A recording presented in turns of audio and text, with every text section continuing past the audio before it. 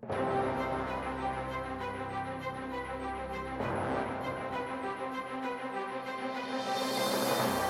a thunderous start to the 2014 Sinquefield Cup. All eyes were on world champion Magnus Carlsen, who ran into some tricky preparation by Maxime Vachier-Lagrave. But Magnus was able to not only solve his problems, but at one moment, he could have even gained the upper hand. That game ended in an exciting variation of perpetual check. Meanwhile, Aronian did not get too much against Nakamura, and the two agreed to a draw just before the first time control. Finally, Veselin Topalov pressed hard against Fabiano Caruana with the white pieces, only to see his opponent take advantage when he overpressed. So as day 2 begins, Fabiano Caruana, now number 2 in the world on our live rating list, has the lead in the Sinquefield Cup. But everything could change, and we begin again right now.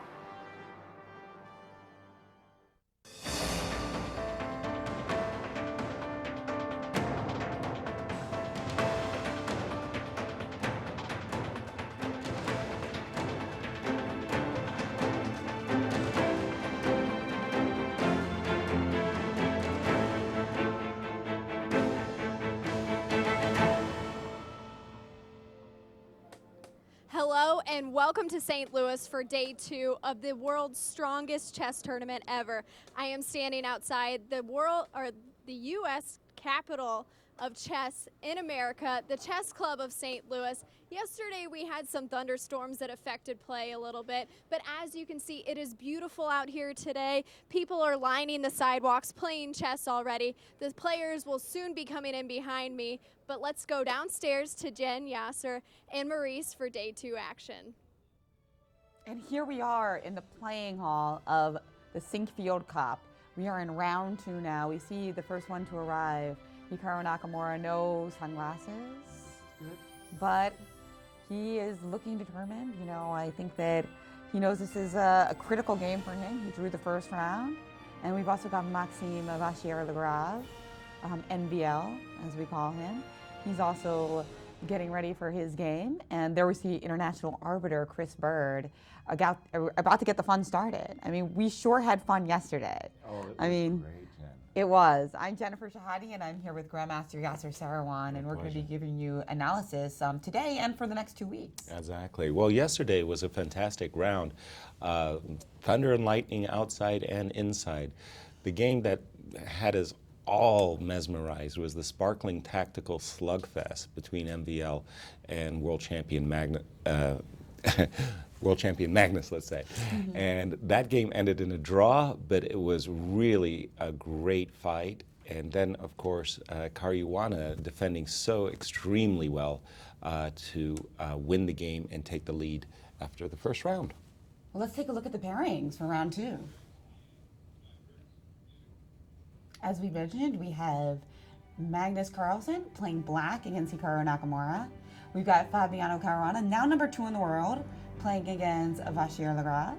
And we've got Aronian against Topalov. So, judging from yesterday, we can expect every game to be exciting, but we all have our favorites. Mm-hmm. And let's go to Grandmaster Maurice Ashley and see what he thinks is going to blow up today. Exactly.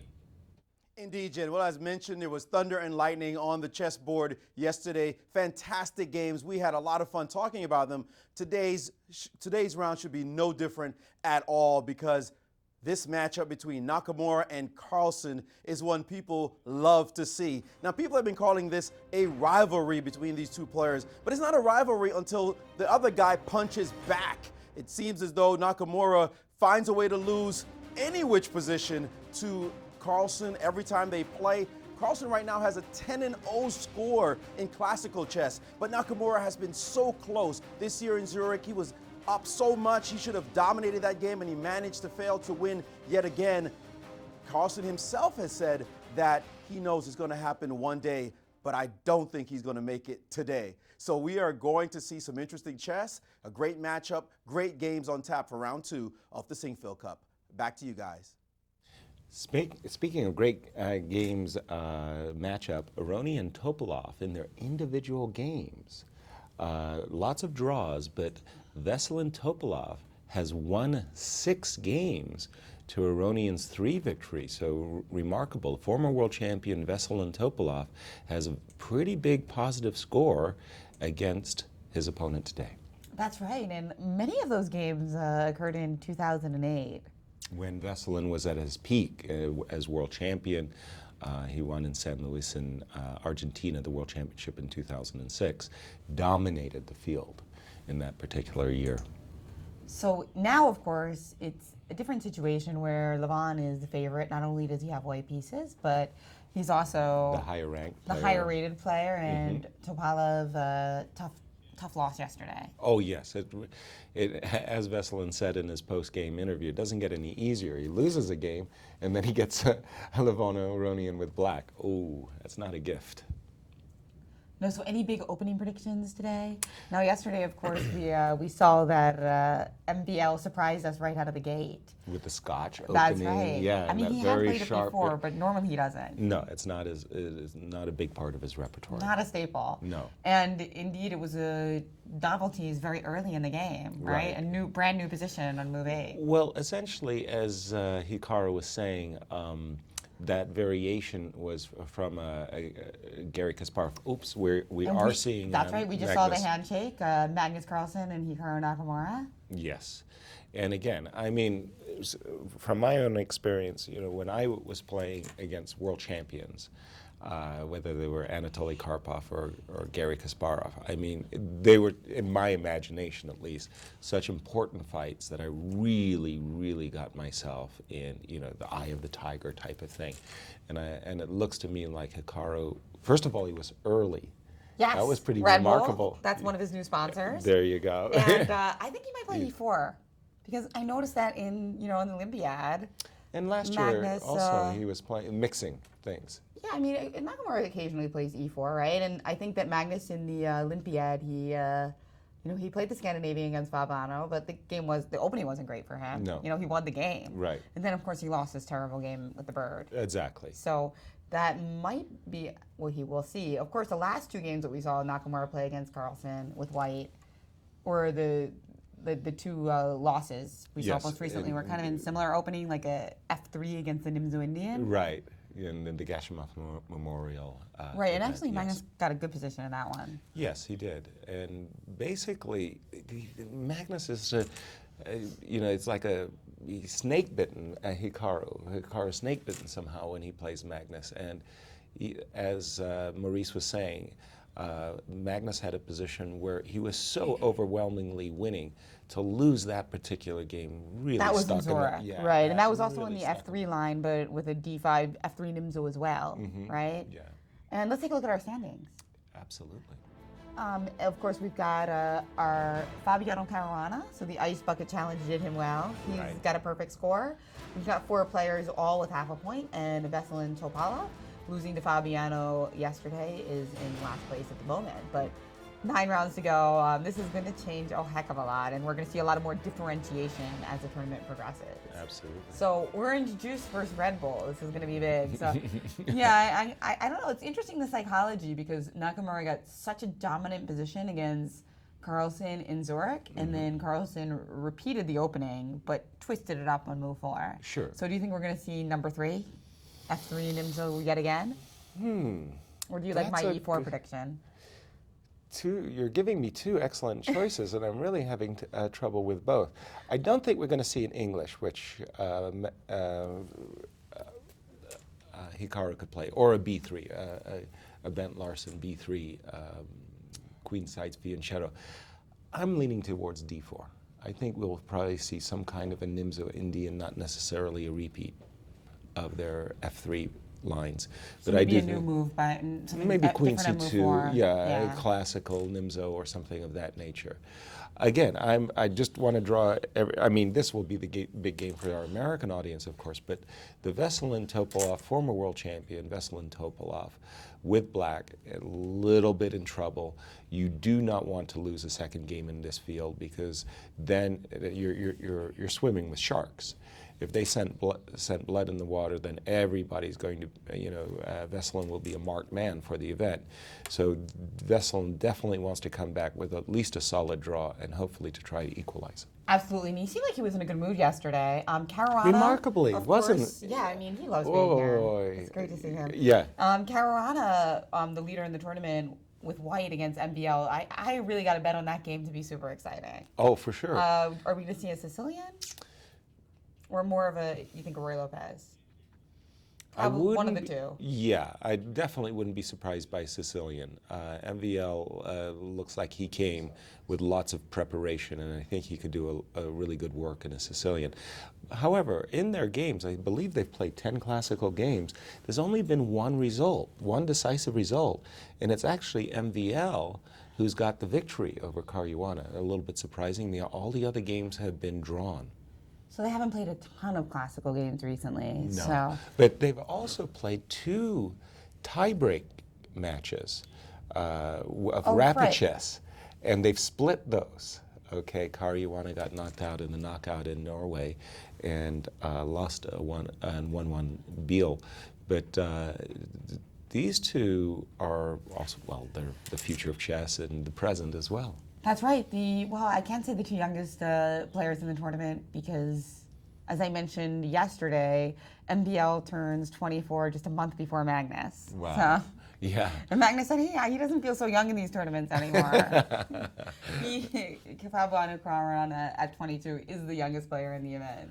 That sure looks like a crowded room there. So yeah, of knee-deep in course. spectators. I mean, here at the Sinquefield Cup, we've got a lot going on. Not only are we here piping in from the basement to you guys all across the world, but if you come here live, you can also see the commentary over at Leicester's, the sports bar, where we've got Grandmasters Ben Feingold and Alejandro Ramirez giving commentary. And then over at the World Chess Hall of Fame, we have award-winning journalist, Grandmaster Ian Rogers. He knows a lot about chess history.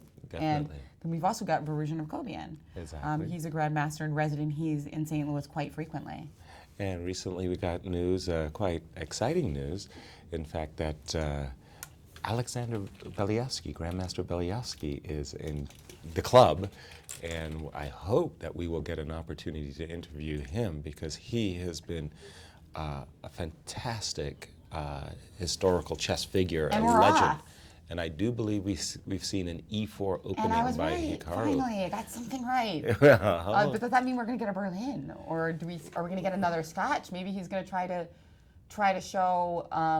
MVL what he should have done? No, we're going to Nope. get a Rui Lopez. And remember, last year at the 2013 Sinquefield Cup, Magnus played a Berlin. And we do have another Berlin. Well, no. Okay. I thought it was a Berlin, but it looks like Maurice is signaling. Why don't you put it up on your board? Oh, sorry. Signaling Excuse that me. perhaps something else is going on. You But have I saw- G6. G6. G6. Yeah. Is that right? Wow. Well, that is not something that we would expect at all. A lot of times, I mean, G6. What do you think of this? Well, it goes back basically to, well, I'm sure it predates Smyslov, but this was an old favorite move of Vasily Smyslov. And his idea was, of course, to put his bishop on G7, fianchettoing the bishop and keeping this pawn on E5. And there's some very sharp lines in this particular line, including this idea of D4 takes, bishop G5, putting immediate pressure on Black's king. So I was just going to say that this is a bit of a surprise. And Oh, absolutely, right? I wouldn't be Nakamura surprised. Yes, right? He's and thinking of move 3. yeah, Hikaru Mufor. Yeah, Mufor, sorry, yeah. He'll likely go into a little bit of a thing because he's been wrong-footed very early by Magnus. So those of you who are trying to decipher the webcam, again, I thought that move in the 6th rank was knight f6 too, right? Right, it looks it from our angle. If you're expecting, well, you're also expecting to see Berlin, it. right, yeah. yeah. But So it was very close to f6 square, but G6. instead, just an early surprise. And I wouldn't be surprised, though, if Nakamura did take a cursory look at some various sidelines for the Roy. Just because Magnus did play that bird opening in the Olympiad, it might indicate that he's not was in the mood trying to to- play Berlin after Berlin. Right, Just something a little different. He's investigating different ideas and things of that nature. And we've got Maurice Ashley with some thoughts on this opening twist so early in the round. Well, I think this has to come as a shock to Nakamura, no question about it. He must have looked at multiple lines, but this move, I'm sure he didn't look at too deeply. Now you see Carlsen looking very calm, very confident, well, he has that kind of cryptic look on his face a little bit, but he knows that he has surprised Nakamura with this last move, and Hikaru does not want to get into any deep preparation. We saw what happened to Carlsen yesterday when he was surprised. So Hikaru's going to have to look back and say, well, how do I get an advantage against this thing? Also knowing quite well that Carlsen has this deeply prepared, no question about it. So looks to me like opening surprise definitely goes to Magnus Carlsen right away in this game. Guys? No question. Although, is it a good move? What, castling? G6. G6.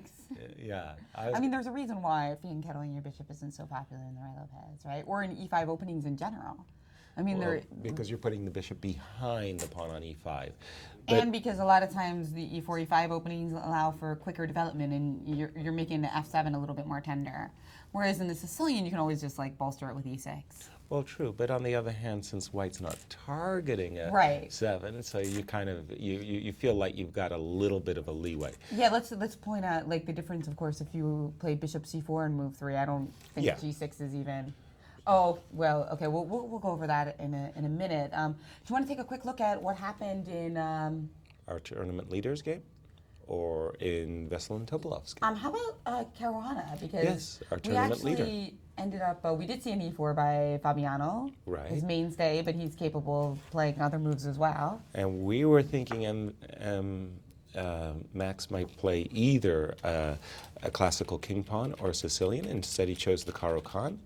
And then we have the advanced Caro-Kann, bishop F5, knight And this F3. is actually a specialty of MBL himself as white. Exactly. So using the same... The weapons against exactly. him, right? We see that kind of thing happening a lot, right? Yeah, very much so, yes.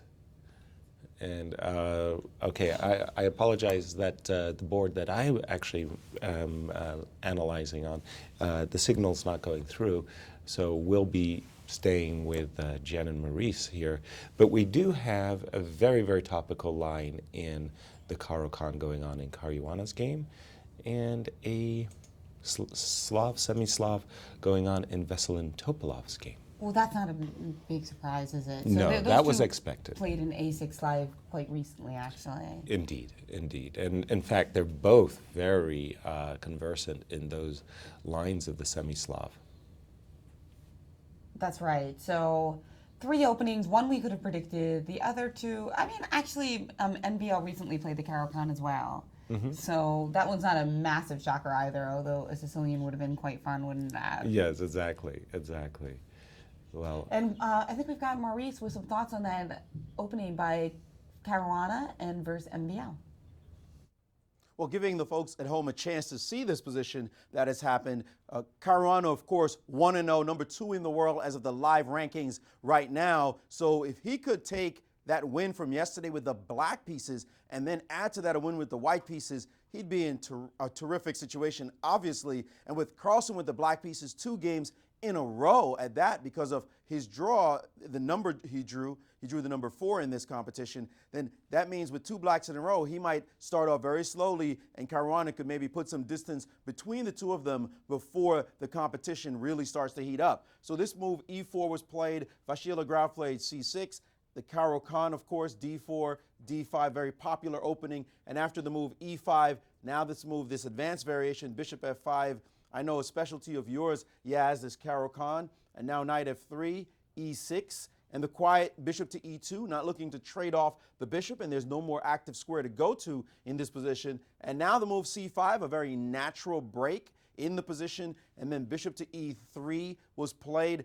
pressuring this pawn. Now, actually, there may be a threat, direct threat, although there's some complications there, but it looks like the pawn's under threat, and the move queen to B6 was then played, defending the pawn and also aggressing this pawn on B2. So a very sharp position already. Interesting Caro-Kann, well known, of course, very topical line in the Caro. In the other game between Levan Aronian and Veselin Topolov, it looks that there was a A6 Slav, so let's just go back to the beginning, and then D4, D5 was played, and then C4, C6, knight F3, knight F6, and after knight C3, this cagey move, A6, that has been seen quite a bit, of course, in the last several years on the high level, looking to play the move b5 at the right time. And after e3, there it came, the move b5. And this blocking move, c5, of course, avoiding the capture and keeping the position closed. And then the fianchetto line with g6. And now we see this move bishop to d2, which looks as though it has given Topalov a bit of pause in this moment. So that's the up-to-date opening positions on all the boards. All of them now interesting fights to be sure. This is what we hoped for. This is what we expected. This is what we've gotten. Round 2 of the Sinquefield Cup definitely mirroring round 1. Guys? And that's great for us because, boy, we love this fighting spirit that the players have shown. Oh, that's right. One of the most fighting tournaments. Not only the strongest ever, but maybe we'll see it be the fightingest ever. The fightingest ever. The fightingest I like ever. that. You like that? I'm sure there could be a better word. Most combative, pugnacious. Exactly. We got some synonyms going on. And let's see. Let's take a look at our hashtag, our official hashtag for this event, Sinquecup, SINQCUP. Use that to give us stories, questions, give your say on this historic tournament. We'd love to hear from you. In the past, we've heard from some incredible players using your hashtags. I remember when we were doing U.S. Championship commentary, we would often hear from Nakamura himself. Exactly. Usually correcting our analysis. Very kind of him. Very kind of him. And I'm looking very carefully, eyeballing the game between Hikaru and Magnus Carlsen, and both players are following the standard course of the opening in that particular line. So we actually have some great interviews with these two players about their supposed rivalry. yes. Well, as Maurice said, it's only a rivalry. And we're going to go if to the it other right guy now. is hitting back.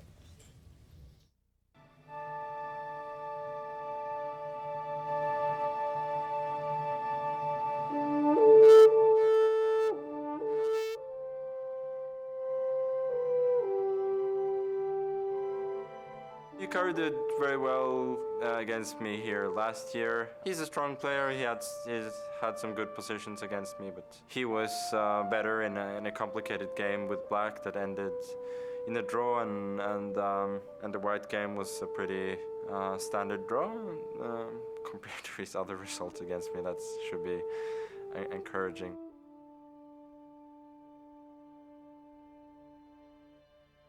He doesn't tend to have very many bad days, and a lot of players are just a little bit less consistent than him. So I think that's the main reason that he's the #1 player in the world at the moment. I mean, I've done quite badly in my last 2 classical tournaments, so I'm eager to strike back. Last year there were 4 players, so then I would definitely have picked myself. This time it's not that easy, but why not? Let's go with me. Obviously, to be good in any sport, any field, you have to have confidence in yourself. So I'm pretty sure that he probably took himself as my guess. I'd probably take myself, but I mean, that's just me. Nevertheless, I think we all are very strong players, and I think if any one of us plays very well, anything could happen realistically. I think in order to win, it's much more important simply to not lose to him as opposed to beating him. And I mean, I'll have my chances, I think, in most games, and it's just a matter of taking advantage of those chances and, when I get them. And that's probably what Magnus is so good at, is taking advantage of the opportunities that he gets. He almost never lets them slip away. Yeah, I'm not the one who just lies down and dies when I have a bad position, so. I have to admit I don't really have a counter move to the sunglasses, so if he listens to this, he really should whip the sunglasses out this time as well. Okay, and welcome back. I love those interviews. Those guys like to speak frankly. My favorite part was when I asked Nakamura, who would you pick? What do you think the line is, Magnus or the field? Like, who's more likely to win? Mm-hmm. And he's like, me. Neither of the two. Right. I give you A or B, I take C. Right. Taking C in this tournament, like, sometimes makes a lot of sense. Like, for instance, today we were like, what's it going to be, a Berlin or an F3 Nimzo? Right. Clearly, the right answer is always C. Yes. Neither of the two. Neither of the two. And speaking of using weapons that you've used against your opponent that your opponent has used against them. Right. Magnus actually probably saw the game that Nakamura played against Anand where he used G6. Right, and did very, very well, in fact, in that game. Right. Yes, exactly. Won the game in the Town Memorial. Right, and so maybe kind of a demonstration that, of course, he does study Hikaru's games and important rivalry. Well, okay, and so what we have got, let me see if my board is working. I think your board is working now. Lovely. So just to talk for the newcomers listening, I did want to make a point about why G6 seems weird at first, because in E4, E5 openings, putting that fianchettoed bishop is not as powerful, for one thing. And then secondly, when we put our bishop on C4, which a lot of newcomers to the game do, exactly, we're really immediately hitting F7, and you just don't really have time to play G6 and bishop G7. It's too luxurious. Exactly. So when the bishop comes to C4 and it targets F7 right away, G7, G6 is really frowned upon as being very, very slow and giving White a great opportunity to open the game in his favor. And get that knight G5 variations that are similar to the fried liver, but with a big bonus that your opponent has one extra move to castle. Precisely. So bishop B5 was, of course, Hikaru's choice, and we were basically all certain that with knight F6 we would get a Berlin. Instead, G7, G6, an old variation that was favored by Vasily Smyslov. I think he was the biggest champion of this particular defense. And interestingly enough, it's also a defense that Hikaru has played, and has played it against Vishy Anand. Castles, bishop G7, C3. So what White is trying to do is achieve the classical pawn center, which in fact did occur after A6. D6, D4 is played right away. And this is where we had the divergence. Anand played bishop takes knight, so bishop takes C6. Before D4? On move 6, actually. Yeah. So after A6, he exchanged. He just took right away. And then after recaptures, then he went for D4 exactly. and got his classical pawn center, having doubled pawns. But in that game, again, Black actually did very well out of the opening. He had a comfortable position. Did Hikaru win that game? Yes, Hikaru won Yeah, that that's game. what I was thinking. And that's what I'm saying, using his own weapon against him. Right. So Nakamura has this positive experience. And now he's facing it on the other side. Well, there's a lot of psychology between these two. Going beyond the interview, Nakamura was also, I think a lot of times when he's asked about this question about Magnus, because he gets asked by it because journalists are jerks. Speaking as one myself, I'm just saying. As a media of course representative. Of course we want to needle him a little bit. He's fun to needle also, which is the mark of, a charming person? When they're fun to needle? Yeah. Basically. Yeah. So anyway, Nakamura gets asked about this a lot, and I notice that sometimes he tries to act like it's just kind of math, like luck. That statistically you're going to have some outliers, and it's just kind of weird statistics, just kind of interesting, funny math that somehow he's lost all these games to Magnus, that it could have been otherwise, right? Yeah.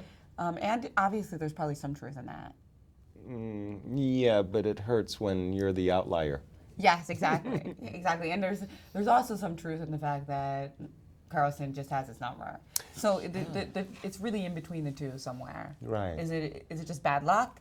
That somehow his bad days all come against the same person? Or is it maybe it's just a stylistic matchup. Maybe there's a psychological barrier that Hikaru has to overcome. Or it just could be the world champion, the status of the world champion. Sometimes people just melt in front of a world champion, and Hikaru has to work on that. But I tell you... Well, if you're melting, it's good to wear sunglasses. Well, there you go. And as Magnus admitted himself, he had no answer, no defense to the sunglass attack. But I still think that Nakamura here, he's not playing... He's playing, I guess he's spent some time. He's taken his time a little bit, but I still think he's going to get a good position out of this opening. I'm confident that the opening is not going to wrestle him here. Well, let's see again. I just need to update my board for a quick second, and let's see what has happened. I'm getting a frozen board. Oops, there we go. It has. Moving. Yeah, I've got it. The moves have come in. Okay, so we do have a lot of moves actually since we last left. After d4, Magnus played bishop d7, which is a very natural move. This This knight was in a pin, so the bishop on d7 stops the immediate threat of d4, d5, but Hikaru advanced d5 anyway, and the position's beginning to resemble a reversed, a King's Indian defense type of position, which Hikaru plays himself as black, without the light squared bishops. That's the beauty of the King's Indian, right? We like to have that light squared bishop to sacrifice on h3. Exactly, and they've been traded. So Hikaru says, look, I have a space advantage, and your bishop on g7 is a little bit septic. You're going to have to solve that one. Inept, incapable, there you ineffective. All of those good things. H7, H6, which basically is he's saying, I want to play the move F5. Why didn't he play F5 right away? Well, he was afraid that after the move F5, the E6 square would be weak, and that knight G5, and the knight would land on E6. So another reason it's kind of a bummer that you don't have that light squared bishop, and not that the knight E6 would be defended in that E6 case. Would still be it's still an idea, knight G5 to E6, but it doesn't come with such devastating effect. Right. So let me ask you. Generally, we love having our light squared bishop in the King's Indian. So why is this not just an inferior version of the King's Indian? Is it because black has a little bit more time than usual? Well, the idea is because he hasn't already stepped. Usually in a King's Indian, the knight's already on F6. So you've already spent a tempo bringing your knight to F6. And then you're going to spend another tempo moving it again so that you can play F5. So yes, you do have the deficit of not having the light squared bishops as a potential attacker. But on the other hand, you're faster with F5 and knight F6. And we've got Grandmaster Maurice Ashley for some thoughts on the other key matchup of today with our tournament leader. Well, naturally, we've been following the main game with Nakamura and Carlsen, but there's some crazy stuff happening on another board that we need to look at, and it's the leaderboard with Fabiano Caruana against Maxime Vachier-Lagrave. And look at this game. It just went through the opening lines really quickly. The move we were up to was this move, queen to b6, and after knight to c3, donating this pawn is not a pawn you really want to take, because after queen takes on b2, knight to b5, and there's some ticklish stuff happening here on the c7 square, possibly on the d6 square. This is easy to defend, this knight c7 threat, but after dc5 you can't touch this pawn because your knight is needed to guard against c7. So a lot of sharp things already happening in this position. So Vachier-Lagrave decided, I'm not going to deal with that. I'm just going to bring my knight out and attack this pawn yet again, only to see castles. You say, you know what, I'm going to take this pawn now. This is a different position. The rook could easily come over and defend the c7 square, so no problem there. Knight under attack, queen to e1, sacrificing yet another pawn. Sharp position, is rook able to go here? Instead of even dealing with any of those ideas, c takes d4, attacking the knight, bishop takes d4, and then a trade, knight takes, and then bishop to b4, pitting the knight to the queen. And this move, knight d to b5, occurred in the game. And now this threat again, this knight c7 threat, back in business. So bishop to a5 was played. And after rook b1, insisting on sacrificing a pawn, queen takes c2, and then rook to c1 again, attacking the queen. So right now, white is down 2 pawns. Count them, 2 pawns. Better developed though, slightly better developed. Black would love to have this knight out and be able to castle really quickly. But right now, he's down 2 pawns, having sacrificed those 2 pawns. He's played very quickly, so it looks like we're still in the middle of Caruana's preparation. But this is a sharp game, and of course, we'll have a lot to do with the standings, so we're going to keep a close eye on this fantastic matchup between the tournament leader and the newcomer to the top 10, MVL. Guys? Wow, that's one of those Caro-Kann variations where you really, really have to come very well prepared, because it's one of the sharpest lines of the Caro-Kann. I remember I lost as black to Larry Christensen here in St. Louis at the U.S. Championship, where basically I totally forgot my analysis and messed up with a little jet lag, and I just lost the game right out of the opening. So very sharp. It looks like MVL might be, I don't know if body language is really a thing for him, but it seems like he might be a little worried. He doesn't maybe like this rook c1 move. Well, if we go back just to the move rook c1, I mean, it's a very compelling move. First of all, you do attack the queen. Oh, Secondly, I mean, don't like it. I mean, maybe he hasn't prepared for that. Oh, and he made queen b2 pretty quickly. So yeah, he which probably is pretty has it. forced. And now the question is, from White's, and right away, wow, boom, Fabiana has just come out with a move, slapped it down, and And what was the move? I don't see it yet. But you're right, immediately. well, let's go to Maurice for the move. I think it was g4, but I'm not 100% sure. G4, I think it's going to come up on our screens in just a second. Wow. Maurice, do you see what the move is? Well, we saw yesterday Topalov play g4 against Caruana, and it turned out not to be such a good move, but no biases on Caruana's part. He said, no problem. Right now, g4 is the money move, and we've seen another g4 happen. Jen, I know you always tell your student, Rex Sinquefield, who's the philanthropist for this chess club, that he should never play g4, and now we've seen it 2 rounds in a row. Wow, these top players playing this move has become a staple on in everybody's repertoire, this move. Is it a good move now? I suspect it must be, because Caruana played it without any thinking whatsoever. I think MVL is definitely worried, having seen this move just drop on the board instantly. Caruana is just blitzing out his preparation. He's pulling what MVL pulled on Carlsen yesterday and forcing Carlsen to think. So it looks as though advantage is going to the cool, calm, collected Caruana right now. Guys? Right. I mean, MVL's body language couldn't be more different than it was yesterday. That was I was saying maybe he wasn't prepared for rook to c1. Well, everything I said about g4 yesterday turned out to be right. It did Yay. overpress and create lots of kind of weak squares that ended up haunting Topalov. But Right. here, on the other hand, I mean, black's pieces are nowhere near the white king. You can't even dream. I mean, they look so discoordinated. Well, let's And with Fabiano having this prepared, this is looking very exciting. well, so let's very take- dangerous for Very dangerous, right? for black. let's So take the a- idea is the g4 obviously attacks the bishop on f5 if the bishop drops back.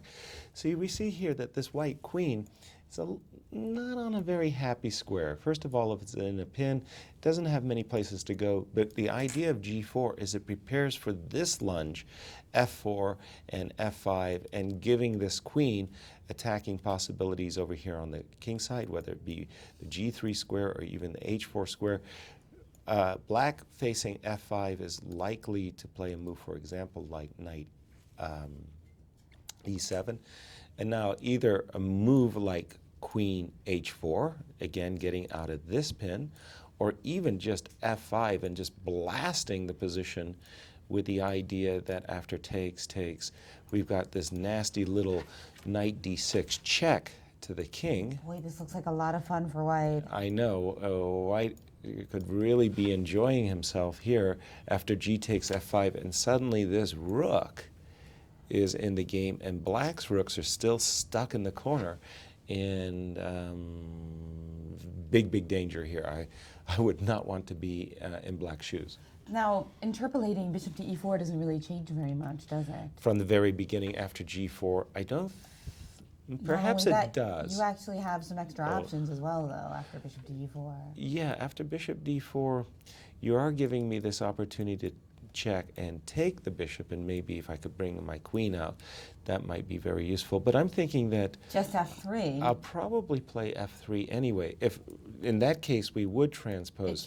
changes nothing, Yeah, right? nothing has changed. But there is a possibility that black could counter. Except white is one move closer to making time control. like that's going to matter in this position. I don't think so. No, here I'm thinking that this is just simply too strong for white, opening up the f file and allowing for knight d6 check. So bishop e4 is just transpositional, and maybe even white has a better way of taking advantage of it than just simply transposing. But in any case, if we do get to this, if we do get to this line of play, I'm more than curious as to how black is supposed to handle this. Maybe it's time to just sacrifice a piece. We see this very often in the Caro-Kann. If you can get a very safe king as black and just go a piece down, okay, right now we do have several pawns. The pawn on e5 is still pardon me, the pawn on e5 is a weakness, and You think it might be hard for white to kind of arrange an attack here? right. I mean, he still has a lot to prove. It's not over, but that's if he gives a piece back. If he tries to be greedy and keep a piece, he could be in big trouble. Well, and maybe even here though, you got to like white, queen g3 and h4, trying to arrange something like that. Keep Even going. after you give up the piece, it's white for choice. Well, let's just see how it would go. Jen. So there, castle. But maybe there's other ways for him to give up the piece as well, you know? Right. Okay, so. You were just thinking like the Jeez. first example. Yeah. So I was saying f5. Just castle right away. Yeah. Castle. Takes on g6. Knight takes g6. So I'm attacking this pawn, and your recommendation looks pretty good. Queen to g3, simply defending the pawn. And then you're going to try to get some counterplay perhaps with rook c8.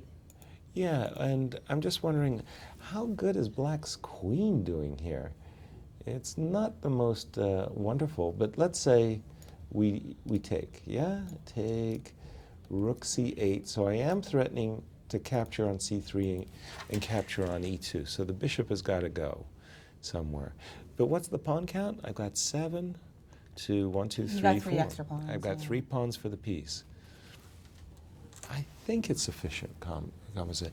I'm just going to kind of bail out with an unclear dynamic equality type of thing. I don't think that's unfair to say the position's probably about evenish. And white is not forced to take the piece in that line. But how do you avoid it? That's a good question. How would you avoid it? So I do like g4, by the way, and we're looking at g6. I do like f4. We're looking at knight e7. Do you think you should throw in a knight d6 check here as a way of avoiding the line, right? Well, if we go knight g6 check here in this exact position, in the first place, yeah, I think I am obliged to go to f8. I was about to say I'm not obliged, but maybe I am. Okay. Where were you going to go? D7 was the dream. I was thinking that in case of king d7. Other players dream of winning pieces. Yasser dreams of getting his king on d7 and being safe, and then winning And the being game. a pawn up. Right. Yeah, you got to give me a pawn for the king on d7. You know, I need my compensations. How about 2 pawns? I like that even better. And we've got Grandmaster Alejandro Ramirez actually Oh, to give us some wonderful. insights. He's over at Leicester's doing the commentary For the with live Grandmaster audiences, yes. Ben Feingold. Yeah, and Yeah. they've got some good food today, right? Cornbread and collard greens, right? Absolutely. Oh, very good. Fried fish, He fried gives us chicken. a little too. So let's take a look and hear what Alejandro thinks is happening so far today. We've got 2 pretty exciting battles. Thanks, Jen, with Grandmaster Alejandro Ramirez. First of all, welcome to the show. Well, thank you very much. So, what do you think is the most exciting game of this round? Well, I think both in round 1 and round 2, we have like a clear winner out of the opening. Even though all the games are exciting, right now, I don't even know what's going on in the Caruana-Vacher game. It's absolutely crazy. And just like yesterday, it seems like Vacher kind of had a new idea going on, but it was his opponent that surprised him at some point. And unlike yesterday, where Carlsen was barely remembering his opening, I think Caruana has something very deep and very sharp prepared for him. He seemed like he whipped out g4, like, I'm coming to get you today. This move is very strange. The thing about Vacher is that he's a kind of player that analyzes with very strong computers and supercomputers at time, but even they have very strong problems calculating compensation in the long term. So in this case, we have this move g4, which seems like it's very powerful. It seems like it could pose a lot of practical problems. And even if maybe a computer can wiggle itself out of it, it's very hard to do it without its aid, and in a position that he's not really that familiar with. If you want to think about it, MVL is definitely not a Caro-Kann player. So he potentially might be in trouble, you would say? You'd bet on Caruana this game? I think it comes down to being objective and being practical. Objectively, he's fine. I'm sure that there is some way out of this. I don't believe that white can have more than just full compensation for the 2 pawns here. But practically speaking, can you really solve this during a chess game? I don't know. I bet on Caruana here. Okay, so you got Caruana in that game. We have another game of importance, the rivalry, as they call it, between between Carlsen and Nakamura.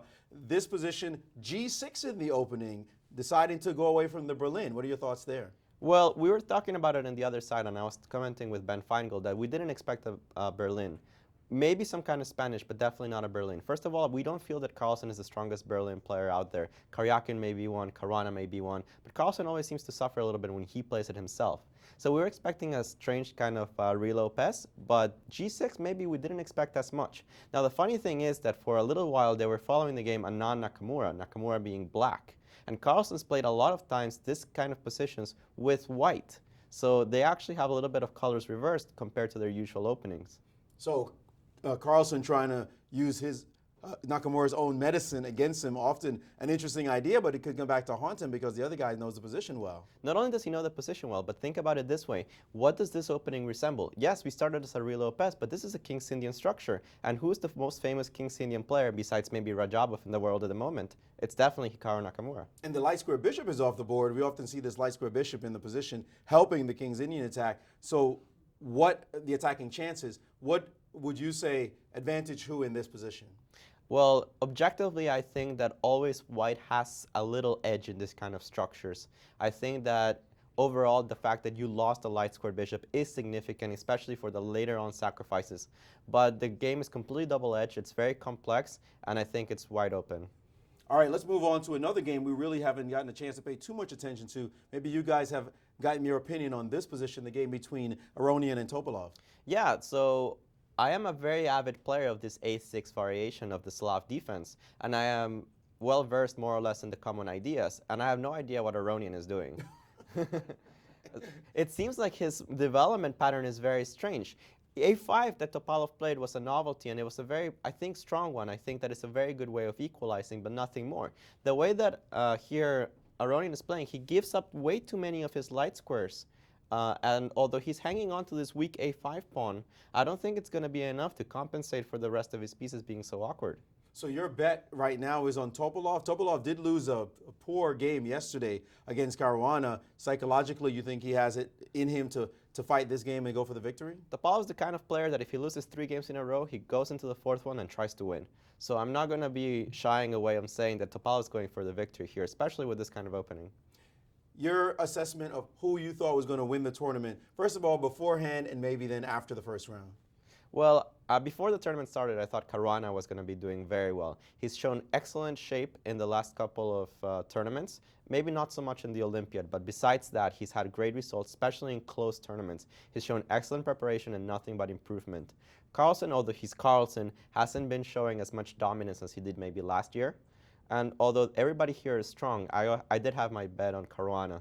So I want to see Vachier do good, but as far as the winner of the tournament, I think it's going to be the Italian. Well, so far, a good guess, as good a guess as any. Thanks so much for joining us, Grandmaster Ramirez. No, my pleasure. Back to you guys in the studio. Let me just correct that. that. The Yes. American Italian. At least give us some credit. Italian American. Yeah, American He Italian. grew up here. And He was born here in America. he did mention that he's really happy to be back. That he likes American people, which was a really nice thing to say. I guess Well, being an American his himself, European charm yes, kind of. working its magic there. Exactly. And we've got some great comments coming in our hashtag for Sinquefield Cup. Mm-hmm. So I'm going to read a couple of them to you. Lawrence Trent actually mentioned that he played the G6 variation himself. And the Magnus Carlsen game. Yes, he was, we actually have a Grandmaster Einar Gazel who says that he's not crazy about Carlsen's position. It looks like black is an inferior King's Indian with no light squared bishop.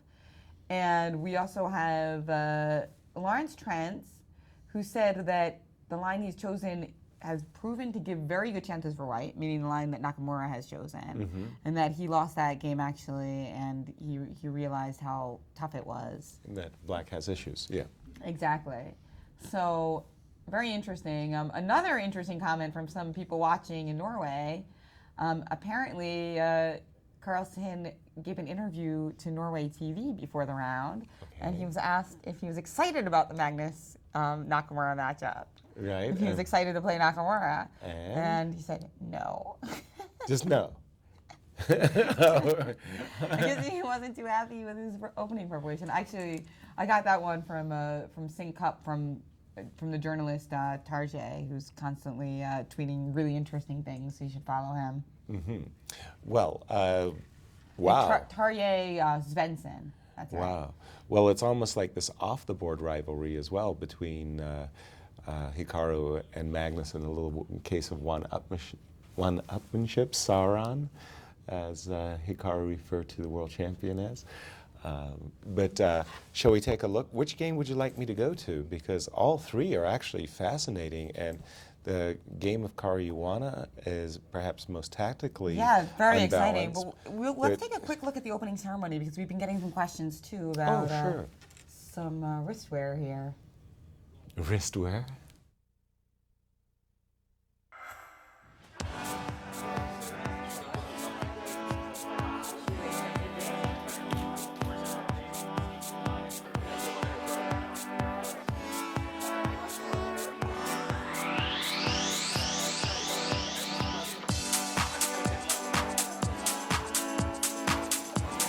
Ladies and gentlemen, welcome to the opening ceremony for the 2014 Sinquefield Cup.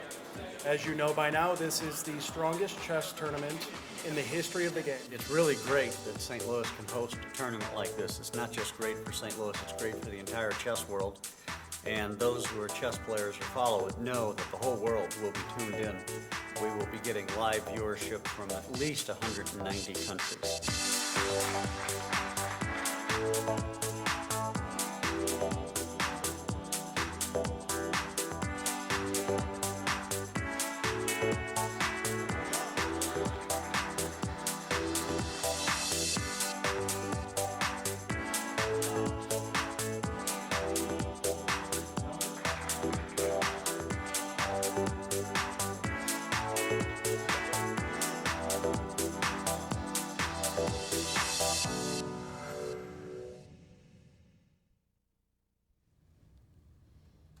Wow, and we're going to have a tough time deciding between games today, because there's also some really breaking news going on in our Aronian Topalov game, and Maurice Ashley has that for us. Indeed, Jen, as Ramirez mentioned, he didn't understand what was going on in that position, the way Aronian was playing. But there's a line now that is possible on the board that might simply blow up his position. I'm not sure what he's thinking right now. The move h6 after f4 was played by Topalov, and knight h3. And this is the position we have live. And there's an opportunity here for black to play bishop takes on h3. And after pawn takes, a sudden sacrifice in the middle of the board with bishop takes on d4. And after pawn takes, now the move e3, attacking the rook, a sudden attack in the corner by the queen, and also attacking the bishop. The computers love this line. Of course, there are a couple of ways to play here. Bishop takes e3 is a sacrificial line, and after queen takes, white could play queen d2, but I'm not sure that there's enough here for white for this exchange. So this position, definitely an interesting position to look at. I'm sure Topalov is wondering, what the heck? Why can't I do this line? So we might see this explosion on the chessboard any second. And you see right now Topalov deep in thought, no doubt exploring the possibilities that emanate from this variation. Clearly, look at his eyes. I mean, he's intense right now, looking all around, trying to calculate everything. And meantime, you see Aronian himself looking down. It looks like he's trying to stay stone-faced right now.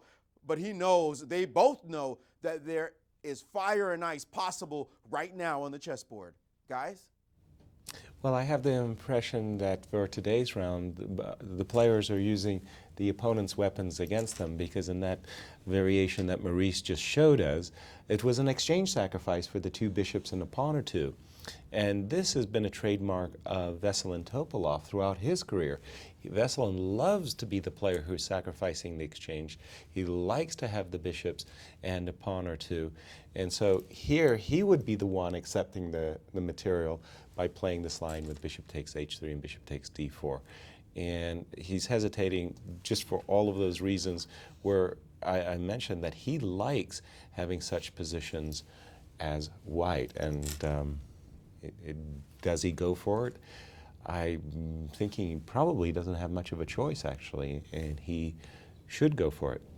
Meanwhile, speaking of contemplation, we've got Maxime Vachier-Lagrave in the tank again. We saw him do that yesterday at a critical moment. Against g4. He's still thinking his decision over. Right, but this one's a little different, because when night before, I think there was more it seemed like there were a lot of different things to think about, and he thought for over 30 minutes, right? You're right. Whereas after G4, besides Bishop G6, what do you think's on the menu? I mean, the only other real moves would be Bishop E4, like we talked about, which seems to simply give white more options. Right, and Bishop E4, if you were to say, for example, that I play Bishop G6 and you play F4. Oh, do you want to bring up the game? Yeah, sure. If you play Bishop in this position, let's say you thought that Bishop G6, F4 was a key moment, right? And you said to yourself, okay, I've provoked the move F4, but what if there was another move here besides the move F4?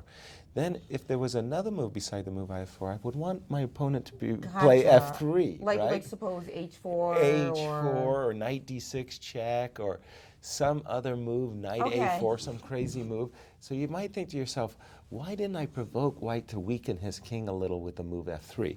So that's one thing. The other thing he's probably thinking about is he's looking many moves deeply and he's saying, am I going to go into those positions where I'm a piece down, this type of position that we saw, or am I going to try to save the piece? In other words, if I do go bishop, let's say this is the most precise, I'm not saying it is, but let's just say that it is.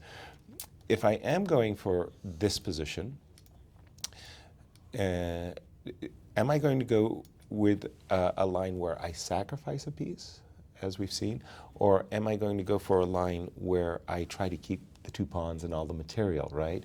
So it's a sort of like what middle game is he thinking about? Because at the moment, it seems to me that Bishop G6 or Bishop E4 should be played quickly. Easy for me to say.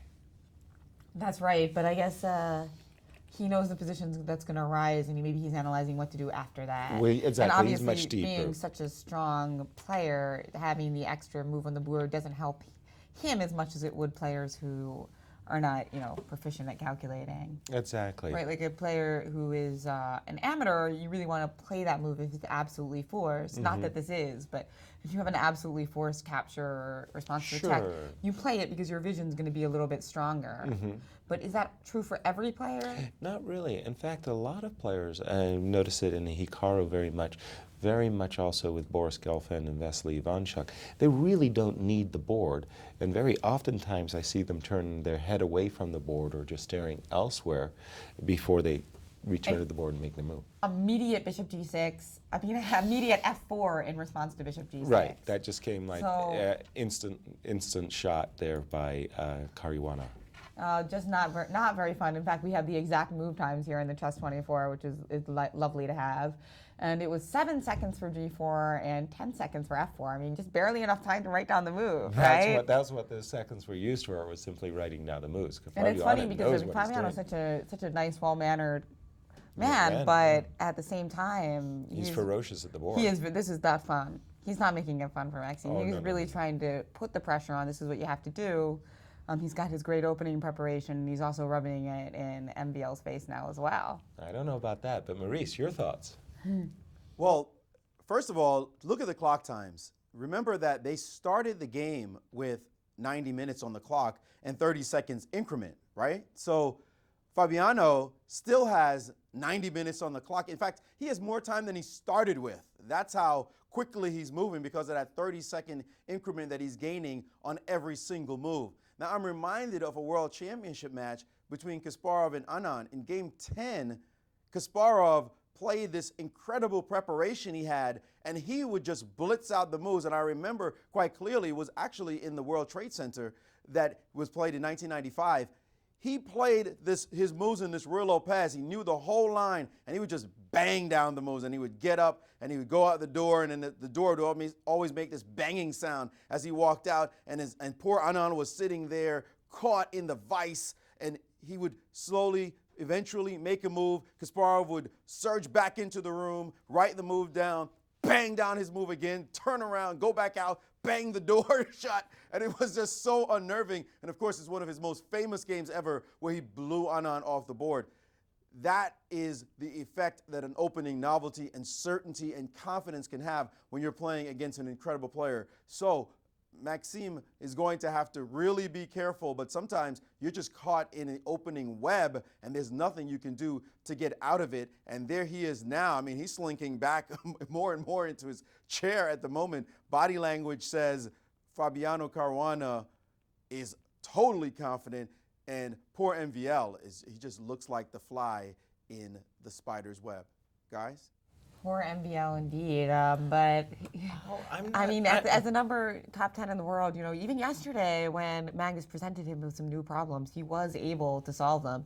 And it's funny what Magnus said when he played this move night before and MVL went into the tank. He said it was a mixed blessing because at first he's like, well, that's good. Right. He doesn't have it prepared anymore, or uh-oh, what if night before is a massive blunder Because the it's computer not been the computer prepared. didn't even suggest it, Right. So Yes. if it's like not even in the computer's like top moves, you know, and MVL renowned for his opening preparation, maybe it just like loses in some way. I know. So at least Maxime knows that he's in the main line of Fabiano's prep. Yes, exactly. The seconds, every move, just a few seconds. So here, I mean, I'm just wondering, first of all, I'm sure the chess engines are saying that white has excellent compensation for the two pawns. I don't doubt that.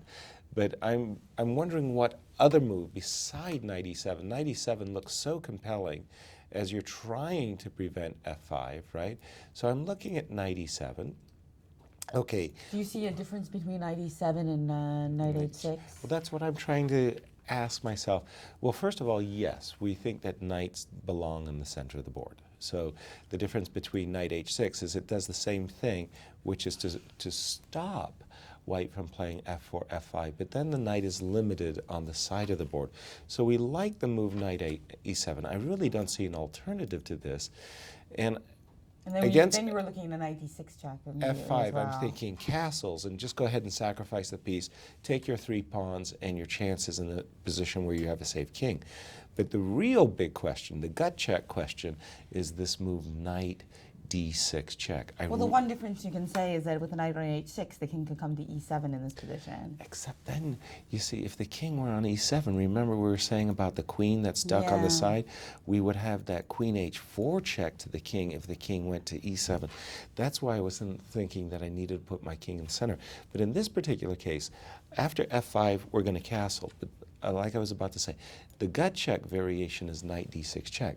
You don't want to walk on the f8 square. You don't want to put your king vis-a-vis this white rook, because this move f5 looks so very compelling. I'm afraid that black might be just getting smashed off the board in this variation. So what do you suggest instead? I suggest the king d7, and this is the weird one, because then my king might just get fried in the center of the board after king d7. So now there's moves like bishop b5 check. There's moves like f5.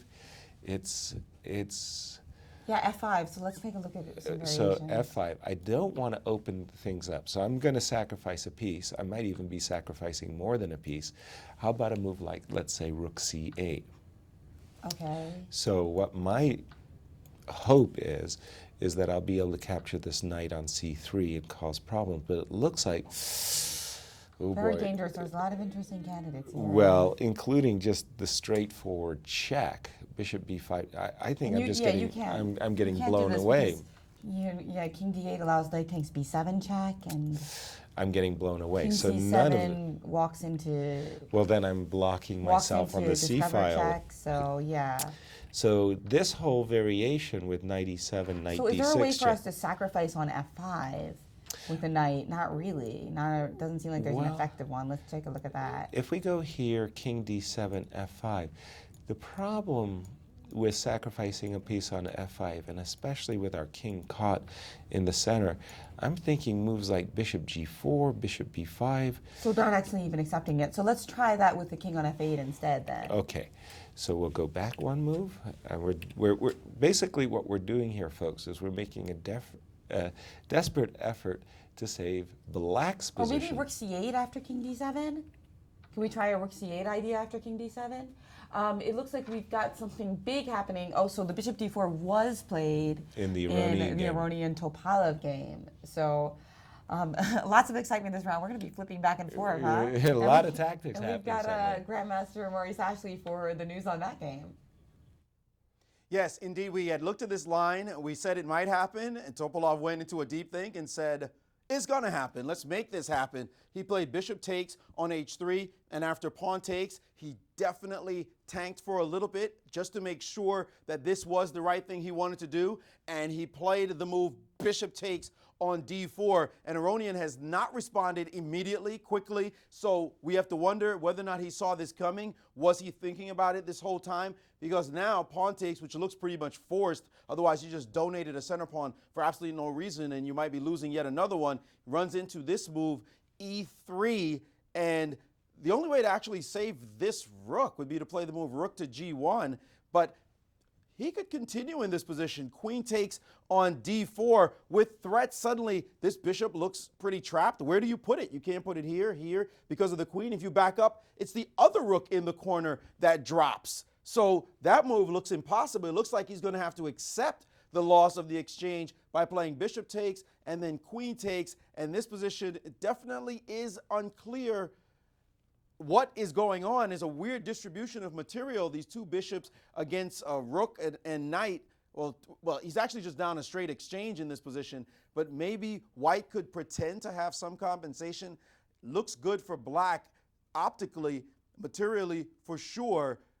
Maybe Aronian is already in trouble this early in the game. Will be an amazing development. He looks calm though. He looks as though he's fine. Topolov getting up, going for a cruise. What the heck is happening in this position, guys? Very exciting game afoot here at the Sinquefield Cup. Well, I don't want to leave. I mean, I'm like, I want to stay in these games. These two players, especially Roni and Topolov, have really taken the full measure of one another. 9 decisive games between them. 6 victories for Topolov. A little bit. I was surprised by how many victories Topolov has.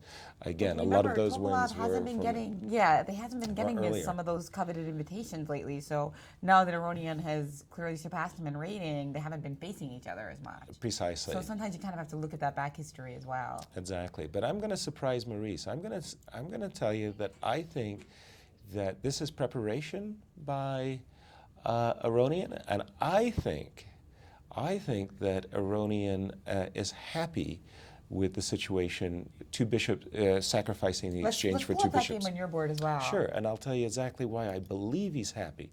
I believe he is expecting this line takes e3. Just everything that Maurice was pointing out. Maurice has hit the nail on the head. This position is basically kind of forced. But now, 2 questions that I would ask you if you wanted to champion Black's cause. The first question I would ask you is, where are you going to put your king? Okay. Do you think you're going to go queenside? No. Do you think you're going to go kingside? Most likely. Yeah. But then after ideas of f5, it's going to be easier for white to pry open your king's position. King a6. That's my move. King a6. Second question like is... that with the day4. If that ever happened. Second question is, you see this knight on b8, very fine. If you could put your knight all the way to d5, like in an instant, then I would say, oh, black is simply winning. But before you ever get your knight to d5, this bishop is, in the near future, going to come to the g2 square and put pressure against that pawn on c6. That's why I think Aronian has prepared this variation. That's why I think that Aronian believes, whether he's right or wrong, that his position is better. This is an incredible round so far. Great I mean, preparation. so far it's just like between these 2 games, It's hard to guess. and Caruana, it looks like Nakamura and Carlsen is the least thrilling, which is certainly not what we would have expected, but that's going to get interesting later as well. And now we have actually Taryn, who's outside of the World Chess Hall of Fame. You know, Aronian loves chess history. That's one of the great things about him. Not only is he a fantastic player, but he also loves the history of the game. So those of you who love chess and you love history, come to St. Louis. What do you have for us, Taryn? Yes, if you're planning to make the trip to St. Louis for the chess club or for the tournament, you have to come to the World Chess Hall of Fame. It's got some great features, like behind me is the world's largest chess piece. There's also 3 current exhibits going on, including the Bobby Fischer exhibit. So let's take a look. Be surprised, be intrigued, be delighted. The World Chess Hall of Fame in St. Louis is nothing you'd expect and everything you love. 3 galleries highlight the history, culture, and creativity behind the game. Explore chess in ways you never imagined. It's a one-of-a-kind cultural institution where rare artifacts and world-class art play together. The World Chess Hall of Fame. Mind, art, experience. The World Chess Hall of Fame in the Central West End. Now let's head back in for the action. Thank you, Taryn. And action there is today. Actually, Maurice Ashley and I got a chance to hear some of the music last night. They have a music series at the World Chess Hall of Fame. Yes, indeed, they did. Every single show that I go there is outstanding. This was actually youngsters, high school students, and I guess early college students, freshmen, sophomores, who were playing just amazing music. Dvorak, just Tchaikovsky. I don't know that much about music, but I was absolutely astounded at how good these guys were. They were a perfect kind of corollary to the youngsters we have playing chess here at such a high level. Right. It was really incredible. And they were actually Webster University students. Students as well. Or I guess they're high school, but they do these special programs at Webster. So that kind of fits in with the amazing grandmasters that we have in town because of Webster. And I've seen some of them coming around, checking out the Sinquefield Cup, playing in the U.S. Chess League last night. Right. There was a U.S. Chess League being played here as well, yes. Yeah, shout out to Wesley So, who I think since our coverage last year, he came on our show last year. He's like shot up in rating quite a bit. Yes, and he was the first reserve player, by the way, as well. Had something happen to one of the players and they're not being able to make it, Wesley at Webster University was ready to step in, and that's a tough ask. You know, you're not sure you're going to play, but you still have to prepare yourself. So thanks to Wesley for being available for this event. Yeah, and Grandmaster Maurice Ashley had something to add about all that.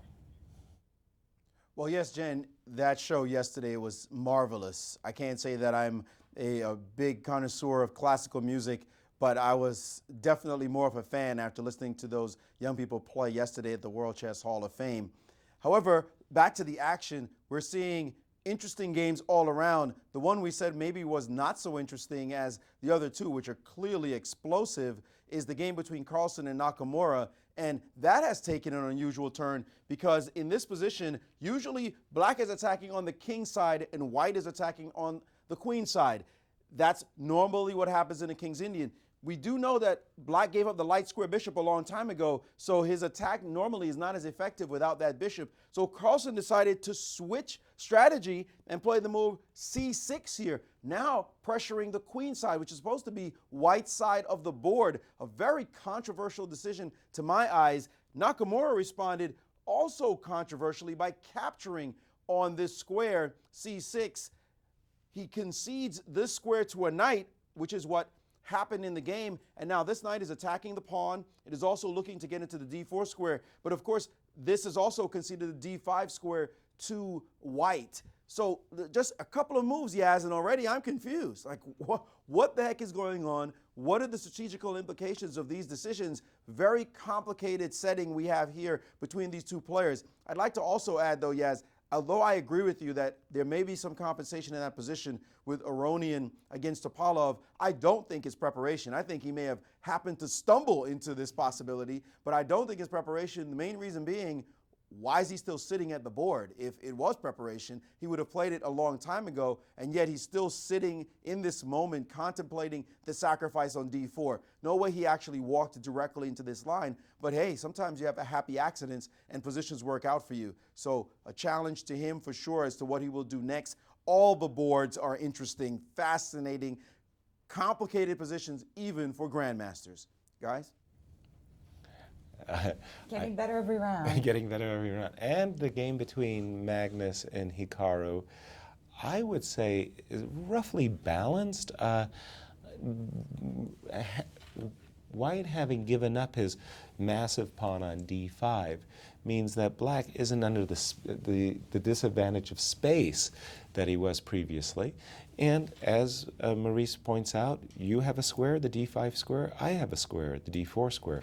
So I'm thinking that this position is roughly balanced, and I think Magnus can be pleased with the outcome. Nothing special is going on here, in my opinion. The other two games are massively complex. And here, NBL still in the tank, you know, yes, for another over 17 minutes after this move F4. and he has been thinking for such a long time, absolutely. But here's the test that I would put out to Maurice. Since A7, A6 is such a topical variation and has been played at the highest level for a number of years now, after B5, C5 is a normal move. It's not the only variation. A lot of times White tries to maintain that tension with B3. G6, also a very normal move. Now, Bishop D2 is not considered the main line. Bishop D3, B4, A4, more mainline type of moves. Even knight E5 is a mainline type of move. So Bishop D2 is a little offbeat. So if you were prepared to play the move Bishop D2, Jen, what would you expect Black to do? Bishop G7. Which indeed happened. Now, you play B4. So you're saying all these moves just kind of flow off the tongue, yeah. And So A5. So I play B4, you play A5, because otherwise I was going to play A4 and get some space going on over there. You took it. Okay, maybe not the only move, but that move was prepared. Now in this position, you could say to yourself, well, boy, if you were to play Rook takes A5, mission accomplished, I'm opening up the position on the queen side. So you would say, after the move Rook takes A5, A4, I'm doing really well. So we're going to give Black another move. So what other move would you consider for Black, Jen, beside the move Rook A5? I can cheat. See that? Yeah, you can see. You can see So and knight cheat. You so would think about knight BD7 as one of your main moves. You would think about castles as one of your main moves. Sure, and knight you would BD7 to try to get E5 in. castles for knight- safety king, and knight E4 to open up your Grunfeld bishop. I know you're a Grunfeld gal. You like the Grunfeld. So knight E4 would be in your natural candidate right, moves to sure. prepare. You took it. Take it. Now where are you going to move the knight? Knight G5, hitting that pawn. Certainly you don't want to go to G1. Now, since you mentioned the pawn is under attack, Black has this counter, Queen D5, both defending the pawn and attacking the knight. So what I'm saying is, basically, there's been a flow. Everything So that... you can't believe that somebody of Levon's caliber would ever have not prepared this because it's also forcing. Precisely. That's precisely what I'm thinking. And that's, I may be way off track, but that's what I'm anticipating is that Levon has seen all of these moves in his preparation, and goodness knows he could be thinking about, should he be having a coffee, a tea, a glass of orange juice?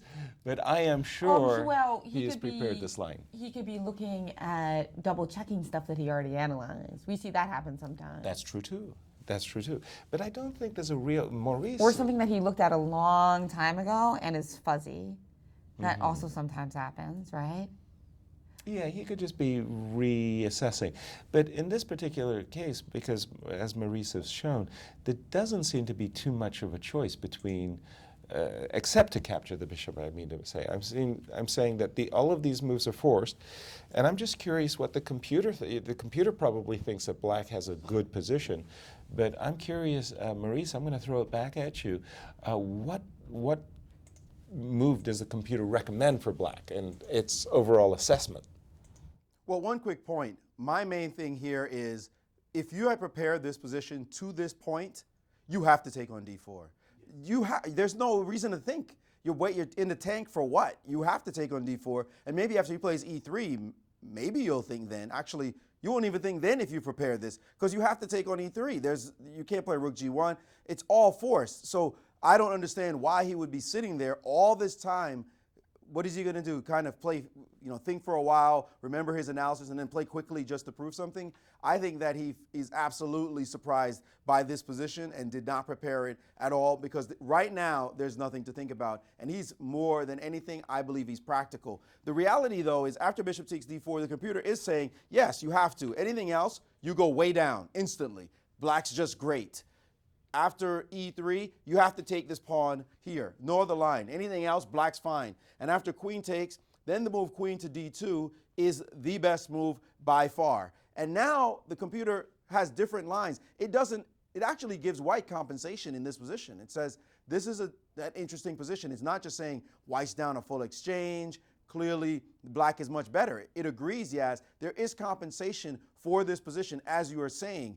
However, it still likes, obviously, Black because it's materialistic, and that's how computers roll.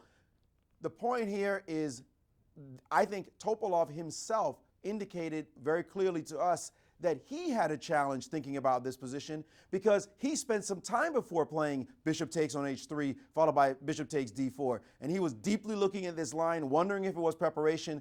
Clearly, to me, it was not preparation. And now these two world-class grandmasters, two of the best in the world, have to judge this position. Is this going to work out for White? Will White have sufficient compensation or not?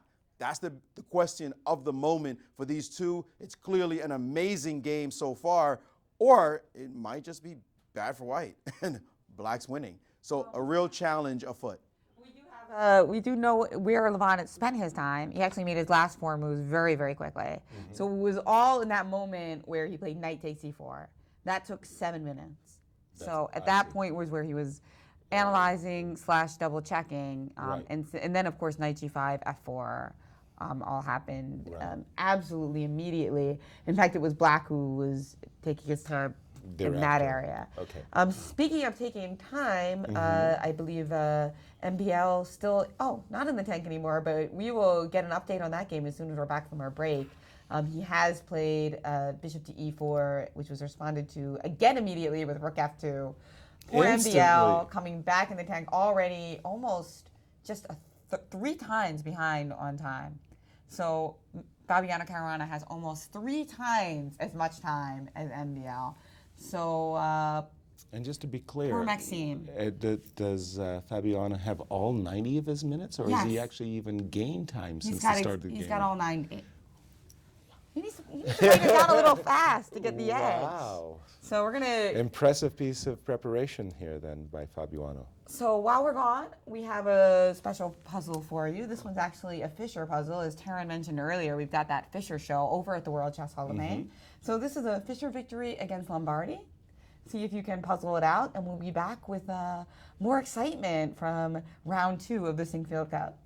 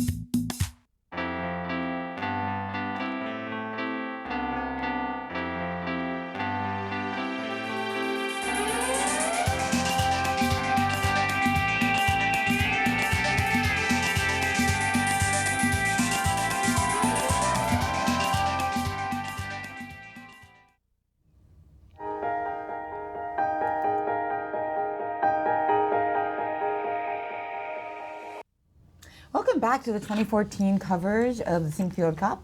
We've got Grandmaster Maurice Ashley with the solution and the finish of the game to that Lombardi Bobby Fischer puzzle that you all were working on in the break. Well, we know that the most important ending for anyone to study initially are king and pawn endings.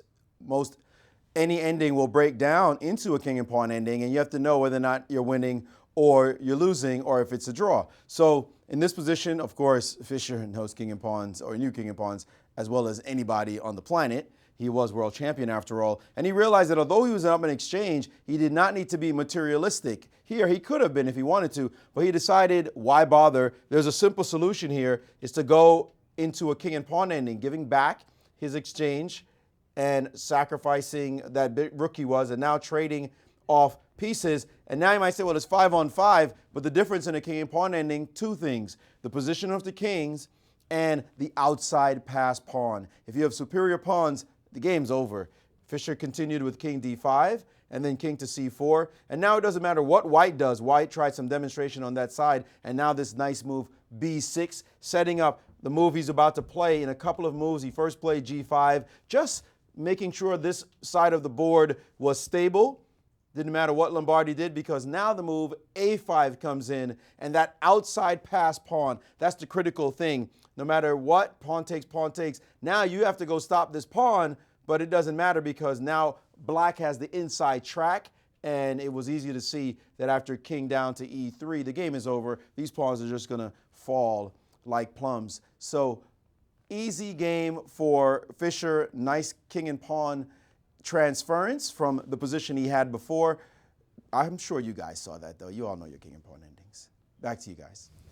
And thank you, Nice Maurice. puzzle. Nice puzzle. So let's get back to a game that probably won't end up in a king and pawn end game, right? If you can just, isn't there a saying, like, if you can just checkmate them in the middle game, you don't have to study end games at all? That was Tal's philosophy, right? He just checkmated early, and he didn't have to study no the need game. for endgame theory. We've got an amazing game going on between Fabiano Caruana, our tournament leader, against MLV. That's right, Fabiano thinking for the first moment of the game, Exactly. literally. Like all the other time that he spent was just time to spend to write down the move.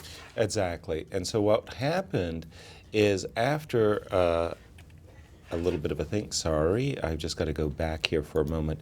So we got to this position, and the computer recommended move was rook on f1 to f2, a move that Fabiano had prepared. He played that move instantly, and again, big difficulties for Max. He went into a tank and played knight h6, a move that he really didn't want to play, and he ended up playing this move, knight h6. One small difference. Remember when we put our king on e7, we were vulnerable to a check if black's king went to e7.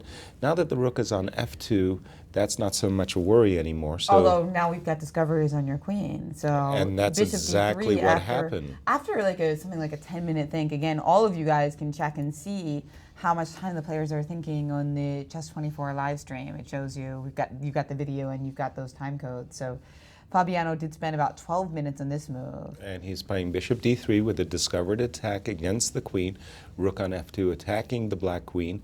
And so what happened is now,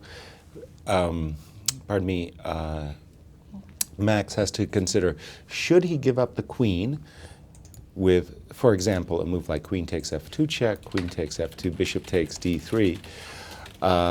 In this position, he'd have a rook, bishop, and several pawns for his queen, but the problem is his king is still stuck, and after knight d6 check, it will be stuck in the center of the board for a very long while, and I have to think that white is doing excellently here.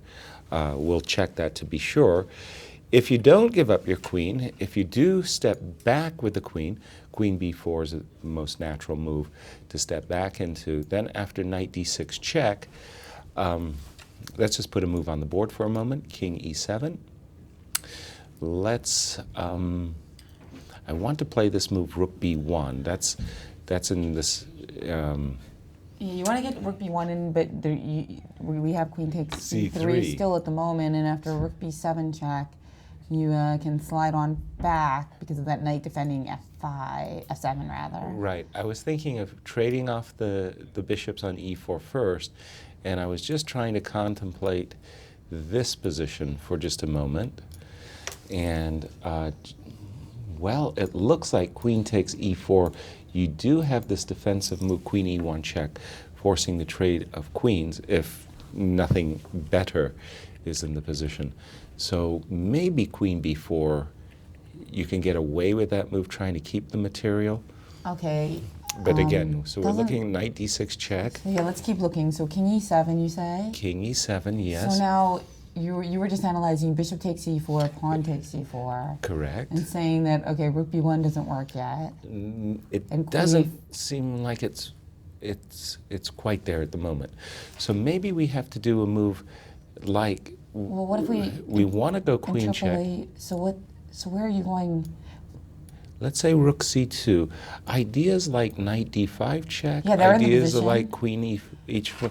We This also is have some g5 loosening up f7 as well. Right. That can also come into the game. very, very dangerous position here for black, I believe.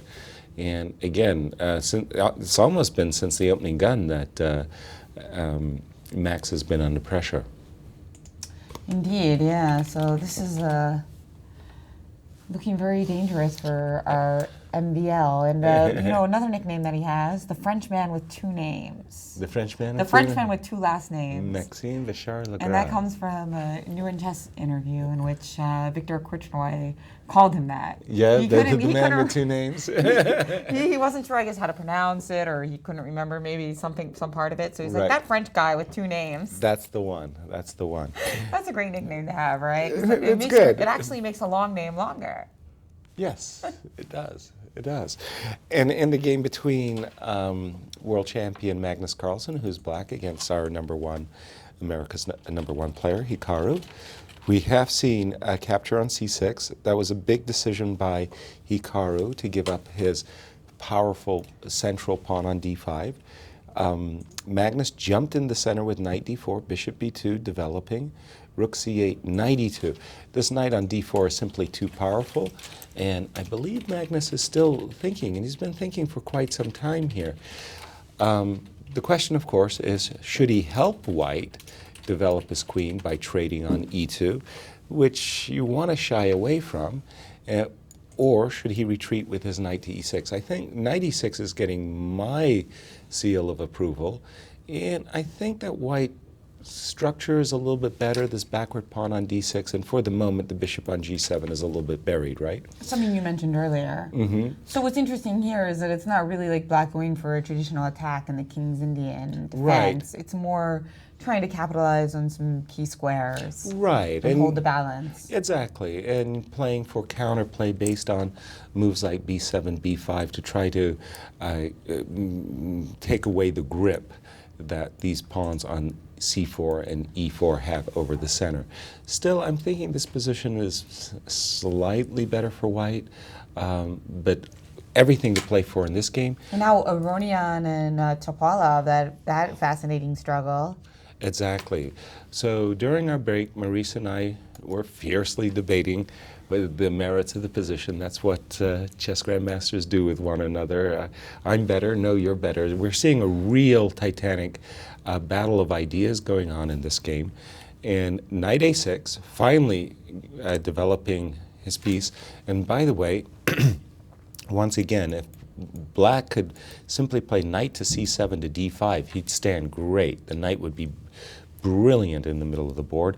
White certainly can't allow that. He plays castles with the idea of actually playing bishop g2 and trapping black's queen over here in the corner. Lots of good things on tap. Bishop takes b5 as well. So queen d5. Exactly, queen d5 getting out.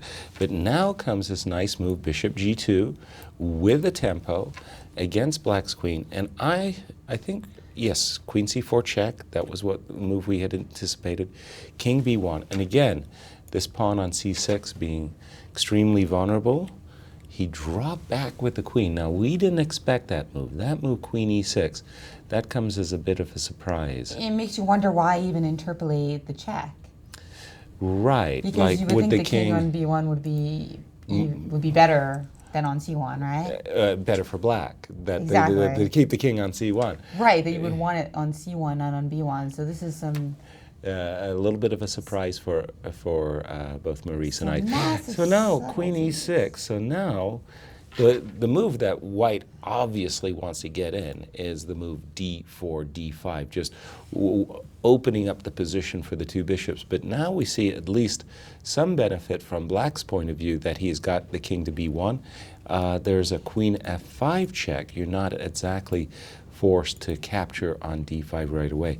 Maurice, please share your thoughts with us on this fascinating, intriguing battle that's taking place between the former world champion.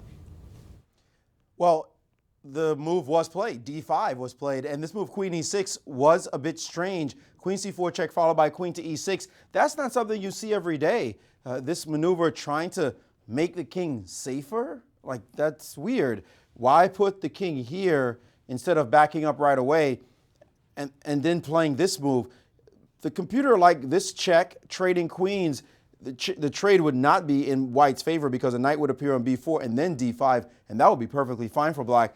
A move like King A1 would make sense, and we want to see an interesting move, yes? King to D7. Don't try this at home, folks. Only computers work these kind of moves out, putting the king dead in the center and allowing moves like D5 because it's saying we're going to trade queens and you're not going to get an attack going. Again, don't try this at home.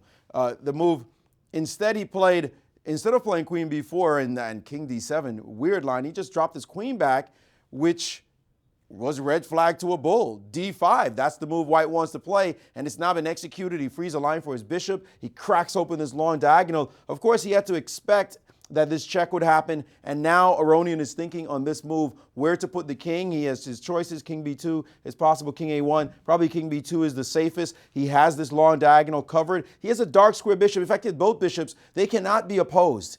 The big issue in this position is, will those rooks count? Will those rooks mean anything in the next few moves? Because that's the difference Black has that White doesn't. White is down in exchange, but White has those slicing bishops, and they will not be opposed on long diagonals because you have nothing to oppose them with. So if White can open up the game, get his bishops rolling, then he'll be happy. But it's not so easy. That road is going to be long and hard, especially if castles happen soon. For example, King B2 in this position, castles, and Black is ready to watch lines open on the board. He's willing to ditch that c-pawn, doesn't bother him, as long as he can get some open lines for his rooks so that he can begin to attack White's position. So a fascinating struggle right here. It's the kind of game, Yaz, that even the time we have now to look at it is not enough. You could spend an hour or two after the game trying to really come to grips with all the nuances that are being played now, but these guys have to decide right now what to do. Guys? So getting hot on the board, maybe it's time for some ice cold water. Ice cold water. That's right. We got, I'm Fabiano Caruana. I'm here in St. Louis, about to play the Sinquefield Cup, the strongest tournament ever.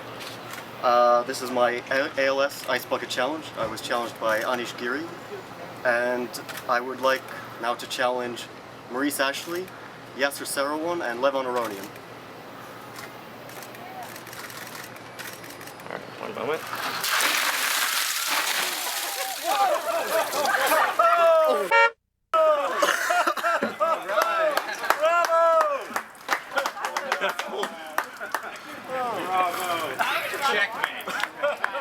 Hi, I'm Grandmaster Maurice Ashley, and I have been nominated for the Ice Bucket Challenge by my friends, in quotes, Elliot Liu, Amy Lee, who's my business partner as well, and by Grandmaster Fabiano Caruana, who is playing in this chess tournament that I'm here for, the Sinquefield Cup, the highest rated chess tournament in history.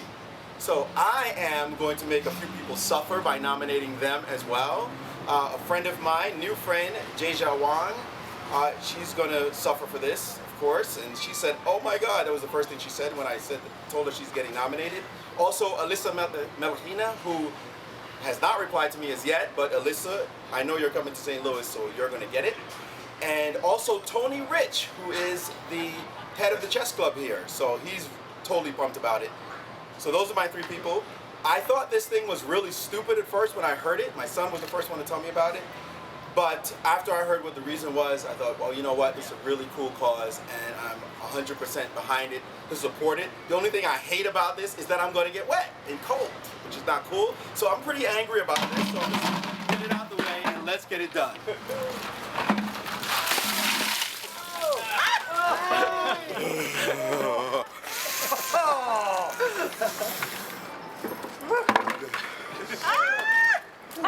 I feel for those players. Can I have a towel, please? Oh my, Maurice, you're going to have to get 2 checks out for that one. This ice bucket thing is just a little out of control, but I had to do it. I couldn't even write a check after 2 people challenged me. It's like, nope, you have to do it. And Caruana, he had that devious smile on his face when he challenged me. So it was fun. It was cool. It was 99 degrees outside, so it wasn't so bad actually to get an ice bath. Well, occasionally we have to give a shout out to our female viewers. Absolutely, right? absolutely. I mean, well, now I've been nominated. I've got to take the challenge as well. How about right now? Like, the crew here is starting to panic. I think we had enough. Starting to look around for the ice bucket. We had enough water yesterday, I think. So Yeah. let's not rock the boat just yet. Although you're gonna get it eventually. Oh, I'm getting it soon. When you least expect it. Oh, brutal, brutal, brutal. So let's take a look and see what's happening here. Do we have we seen a move by The last MBL? MBL, no, still in the tank, it appears. Right. Again, he's contemplating, should he be giving up his queen? Let me bring that position up on the board for a moment. He does his queen on B2 under attack by the white rook on F2. He could capture and capture on D3, and I don't like that variation. I think it's just too easy for white to play. Well, yeah, if you count up all the material, it looks like it might be okay, but unfortunately, the attack is still underway. You're not really getting rid of the attacking pieces, which are those brutal knights. Exactly. So I'm thinking that after queen B4, we tossed in these bishop trades, and we tossed in this move knight D6 check. I'm still undecided where black should actually end up putting his king. It looks like E7, but... And I really liked your move here, the rook C2 opening up that line for the queen. But you mentioned something, Jen, a moment ago, which really also is important. To try to play G5 so rook B1 comes with more punch. Right, yeah. Just to put that position on the board for a second. If white can combine this idea that once the king comes back with a future G5, F7 is falling. At the moment it's a piece, and that's probably asking too much of the position. But if we just continue the line for a moment or two, at least I can demonstrate what I'm thinking. I'm thinking that the rook would come over here. You're threatening the bishop.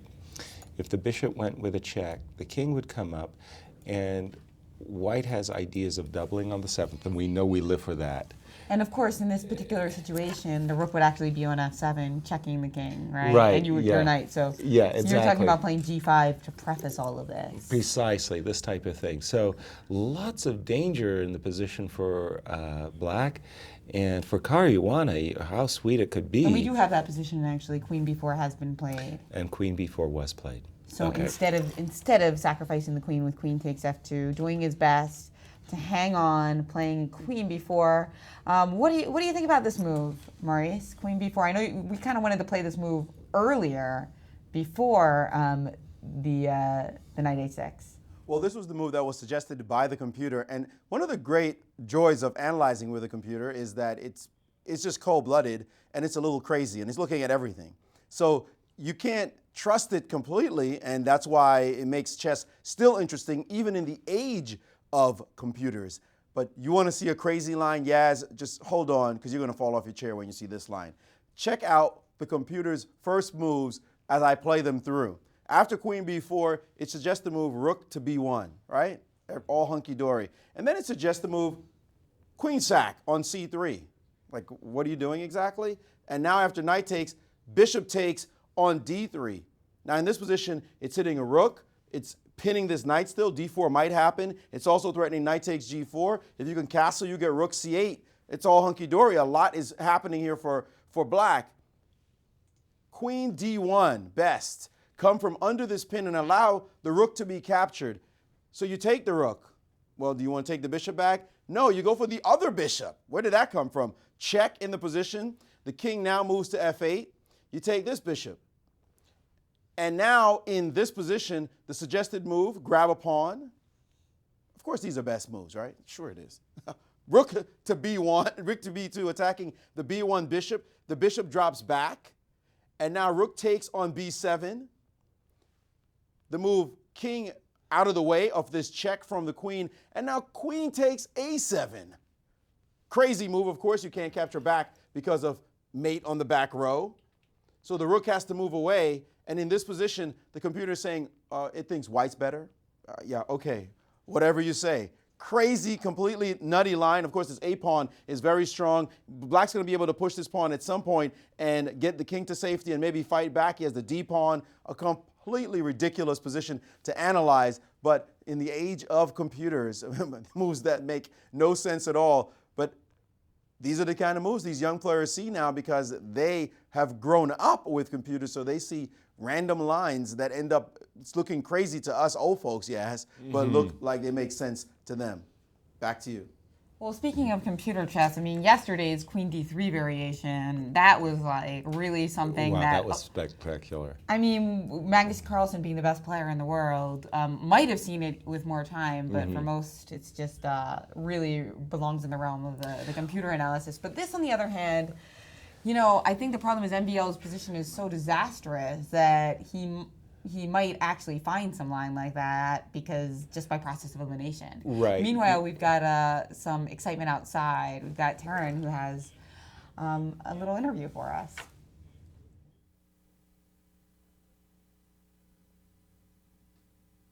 All right, I am out here with Nikki Carter, who is a member of the St. Louis Chess Club. So what has been one of your favorite experiences as a member? I think meeting all the IMs and GMs that come around, and they're all really nice. So getting better at chess, meeting people. Yeah, and I understand your game has improved quite a bit in the year that you've been here. What kind of programs have you been a part of that have helped you improve? The most important one is coming here and playing all the time, and any tournament that's offered, if I'm here, if I'm able to do it and I'm not working, just playing the tournaments, and there are lectures, GM lectures, and anything like that that's accessible here. If you're taking advantage of that resource. My rating's gone up 300 points. And we have ladder day Tuesday and ladder day Saturday, and that you can play ladder games where you play rated games all day if you want. Awesome. And another cool feature of the club are the boards outside. You can enjoy the day, you know, out here. How are you doing right now? I thought I was doing all right, but then I didn't see the intermezzo attack here. I thought I had a mate, but he was able to check me first with the rook, or taking my rook with his knight. Dang it. He's tricky. This guy's tricky, yeah. But you're having fun nonetheless. Yes, we have fun together, and everybody here is really cool about playing us. We're pretty low rated, but we've both gained hundreds of points just in the past few months. Both of us, yeah. So we're kind of competing. I'm competing against you, Mario. Well, thank you very much. So yes, the chess club is for everyone. No matter what your ranking, high or low, come on out. They love to see you. Hey, thanks, Taryn, and shout out to Nikki. And not just for people who are trying to gain hundreds of rating points. Even if you don't know the rules, we want you here. Chess is we fun. want you to learn how to play. And I think that it's really amazing to gain 300 rating points in a year. So fabulous. Keep working on those intermezzos. I'd love the to do tactics of the masters. So we've got big move big just development happened in the major matchup of today, Nakamura versus Carlsen. Magnus made an extremely gutsy decision on his last move. We were back here, and he seemed to kind of go into a tank a little bit. Hikaru is trying to get rid of this knight on d4, and we were expecting one of two moves, actually. Either a trade of knights on e2, and black just plays solid and keeps the position, or he tries to keep a lot of play in the position and steps back with his knight on e6. No stepping back and no trades. Knight h5, allowing these double pawns. Now, the problem after knight takes d4, e takes d4, it's sort of like you've kind of invited this tiger to the d file. Now, if you capture the pawn, well, then everything's terrible for black. But if black can retain the pawn, well, then you got to be sure then he's just going to simply be better. So there was this trade. So we're now the very forcing line continues. You take on f5. Now it would be normal to recapture with the rook or the queen, but then you're walking into a g4 move, and you really don't want to take with the pawn, because then all of these pawns really look, it's a terrible pawn structure. Magnus would much prefer to avoid that, so we've been looking at knight f4. So what happens if queen takes f5, g4, and queen g5? You have a knight e4 or something like that? Yeah, precisely, and you get the queen trap. I'll just show that. We're just going to have to... I'll just show you the queen trap that we're just looking at here with Jen. We see g4, queen steps over, pinning the pawn to the king, so you can't stop to pick up this knight. Knight e4, attacking the queen, check to the king moves. Now this knight is hanging, and if you do step into the f4 square, oh, well, it's not exactly a queen trap, but it's a big queen trade. And at the end of the line, at the very, very end of all of this series, there's a capture. White wins a pawn, and this knight attacks this rook and pawn. So this worked out well for white. Yeah, this worked out well for white. And that was why we're expecting this pawn sacrifice. It's a forced pawn sacrifice as well, by the way. Knight f4. And now you're ready for either a queen captures f5 or maybe a rook takes f5, and you're very happy that your knight's sitting on this lovely square f4. Even it can support the pawn with d3. So we would anticipate capture. And now comes this move, rook f6. And this is a little bit of compensation. Now with the rook in front of the pawn, rook takes g6, the rook would be aiming for an attack against Hikaru's king, and Hikaru doesn't like being under attack. He's the one that he's much happier having the initiative in his hands. So, but this would be a very big big development here. Yeah, so let me to ask, sacrifice a pawn. we do have by takes force. on f5 on the board. Now let me look at queen takes f5 again, because obviously, like, Sure. I want to make double check to make sure I can't do that. So after g4, queen g5, you said knight e4, queen e3 check. Right. So the king's under check. I'll step over here into the corner. So the problem is that if I have to play knight f4, because if I play knight f6, you can just play. I'm hoping that bishop c1, or actually in that case, just you're bishop right. takes d4, right? Yes, you're right. I would much happier to. But I'm thinking that bishop c1 is trapping black's queen in the middle of the board. So there's a dual threat that's going on here. Because knight f4, we had queen d3 at least. Right. So knight f4, queen d3, bishop f4, that line looks just totally forced, right? So it's just no good, right? And it all worked out well for white, yeah. Because here, if we try to do something like, well, your knight is actually attacking d7, so. Precisely, as well as c8. Yeah. Mm-hmm. So yeah, we just don't, I mean, I wanted to try to play like rook c6, but you also even have the option of playing c5. Right. It's probably even stronger, yeah. Exactly. Rather than letting me get active with the rook c6, knight d7, rook c4, that might be too risky, but you can just play the solid c5. And that's a solid extra pawn. So yeah, and then b6. I just trying to make it work. B6.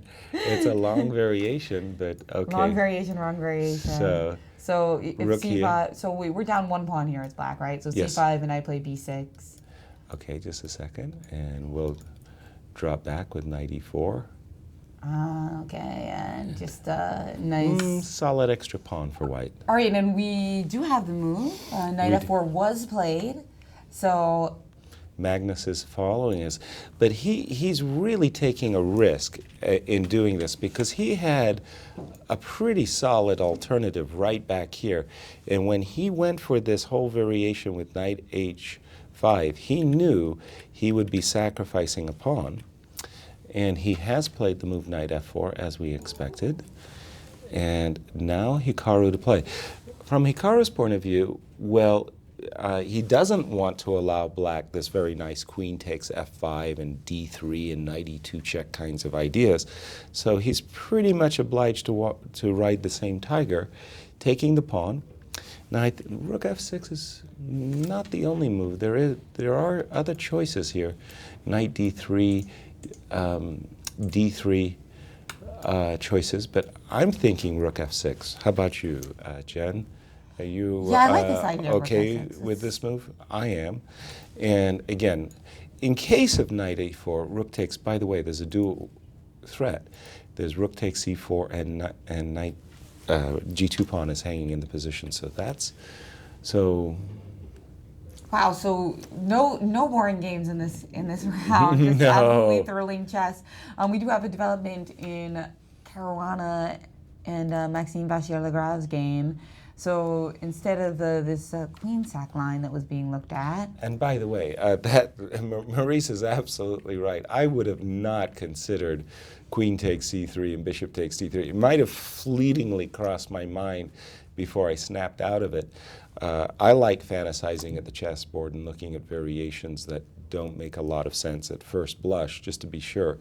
But no, queen c5, dropping back with the queen looks normal. But on the other hand, take on e4. Exactly. The knight with that in-between move that Nikki was telling Taryn about, right? Right. So you get out of the pin because the knight on e4 is attacking c5, and you're going to end up. Well, I'm just wondering what the heck How does that go? Max is going to do about knight takes e4. So if you recapture the knight. You want to look at show people bishop takes e1 first.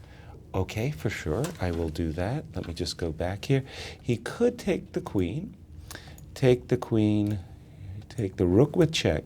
But in this particular case, black is giving up two pieces for an exchange and some pawns.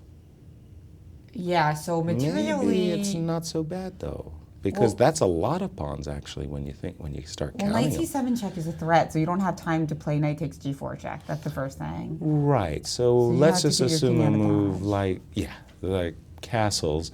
What is the score? That's 7. 1, 2, 3, 4, 5. So you got 2 pawns. 2 pawns. But now not terrible. b7 is up for grabs, but on the other hand, g4 is still tender, so you could try to.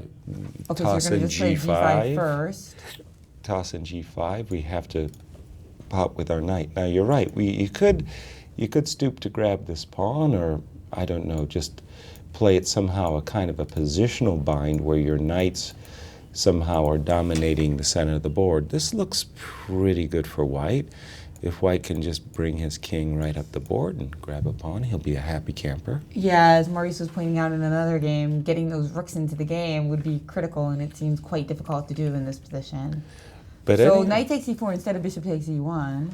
Right, so knight takes e4. You were also looking. Well, no, I was about to say I blundered, actually. I was going to take this knight, forgetting that after queen takes, I don't have time to take this bishop because this knight d6 check is a big threat. Knight c7 or so knight d6, yeah. I have to castle. Bishop takes e4, but at the end of this one, I've got my own sting. Knight takes g4. Oh boy, this is a tactical melee. I'm Let's go back another messed move. up. So instead so after castles, let's see. Well, if we were to step back with the bishop, perhaps bishop e2, not our favorite move. a6. Oh boy. And we've got this on the board. We do so have knight on the takes board? e4, queen takes a5. Has been played, and now you're expecting this move, castles, trying to get out of dodge, and didn't Maxime play the same type of move against Magnus, right? Things were starting to get pretty heated, and he castled. Right, very in a clever. key position, right? Before the tide completely turned against him. Right. Well, this is the position that the players are about to get into. Now, who has made the better judgment call here? Who stands better in this position? Maurice, give us some insights. What's going on? Yes, what are you looking at me for? These positions are insane. One thing I'd like to point out is on every board there's a sacrifice. On every board some kind of material imbalance has taken place. Incredible fighting chess we're seeing here at the Sinquefield Cup. Starting with this position, though, the move that was played, queen c5, was an alternative to queen takes on c3. And after takes, queen takes on a5. Your line was interesting as well, Yaz, but the computer really, really likes white right now. The main reason being that, as you pointed out, the knight d6 threat to check forces castles. Now just bishop e2, making sure that pawn is solid. And when you play the move a6, it looks good because of the pin, but the queen can simply move out the way, either here or here. Let's just stay at c3 for the moment. And now the knight is not under attack. Materially, white's going to be up in this position pretty much permanently. He's just up a piece in this position for what looks like a couple of pawns maybe, but white's got this knight stuck over on the h6 square, and it looks like white is going to control this game. So I think that MVL went into a poor variation here, and he's going to be worse in a second after castles. It looks like he's in trouble. In the other game, we see Magnus Carlsen, of course, having played this sacrifice with knight to f4. He clearly walked into this line directly. He's taking a chance, trying to win the game. Pretty incredible decision, considering that knight e2 earlier, the computer was saying, looks pretty equal, no problem for you. So he is going for it in this position. Brave decision on his part. But check out the barn burner that's happening on the other game. I mean, we were back here when the check happened, and Topalov castled in this position. Queenside, that is, and Aronian responded with the move d6, and suddenly it looks like white's bishops have come alive. The c6 pawn is hanging. This pawn on d6 is just built on cement right now because it's just on that great d6 square guarded by everybody, and the computer is saying here that this position is fine for white. That compensation that we thought could happen, you suggested would happen, Yaz, has now definitely happened, and white is just fine. In fact, the move being suggested by the computer is queen to d7, which certainly doesn't breed much confidence in black's position.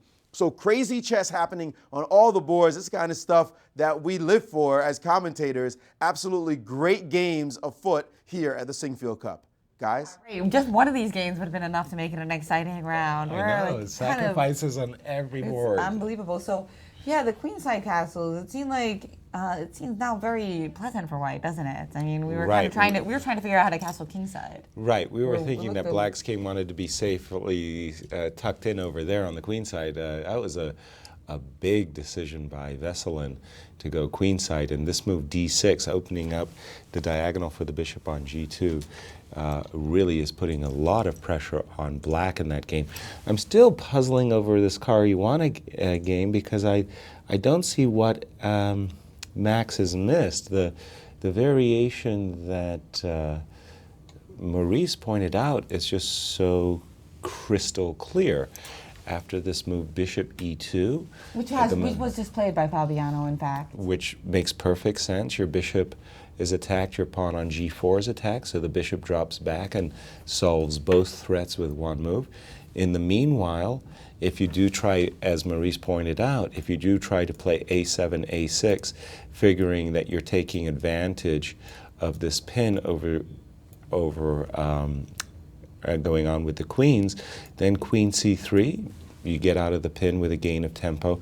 Or c7, right? I like c3 because in case of a trade, well then you got two pawns hanging, the b7 and the e4 pawn. Yeah, it's just like disaster. That's just over. You're a piece up and you've got an initiative. And as Maurice was saying, this knight on h6 is, on the side of the board. And it's not looking good at all. Caruana wins this. Bang, we're talking about a 2-0 start. So you think he just had to go for this bishop takes c1 line? Well, that was like his best shot after playing queen c5? Well, first of all, I do think that he got caught today. He got literally caught by and maybe back here, I was looking at a sacrifice of the queen for the rook for a bishop. And then there was the other queen sack after queen b4, rook b1. Right, and then this sacrifice of the queen for two pieces instead of for a rook and a piece.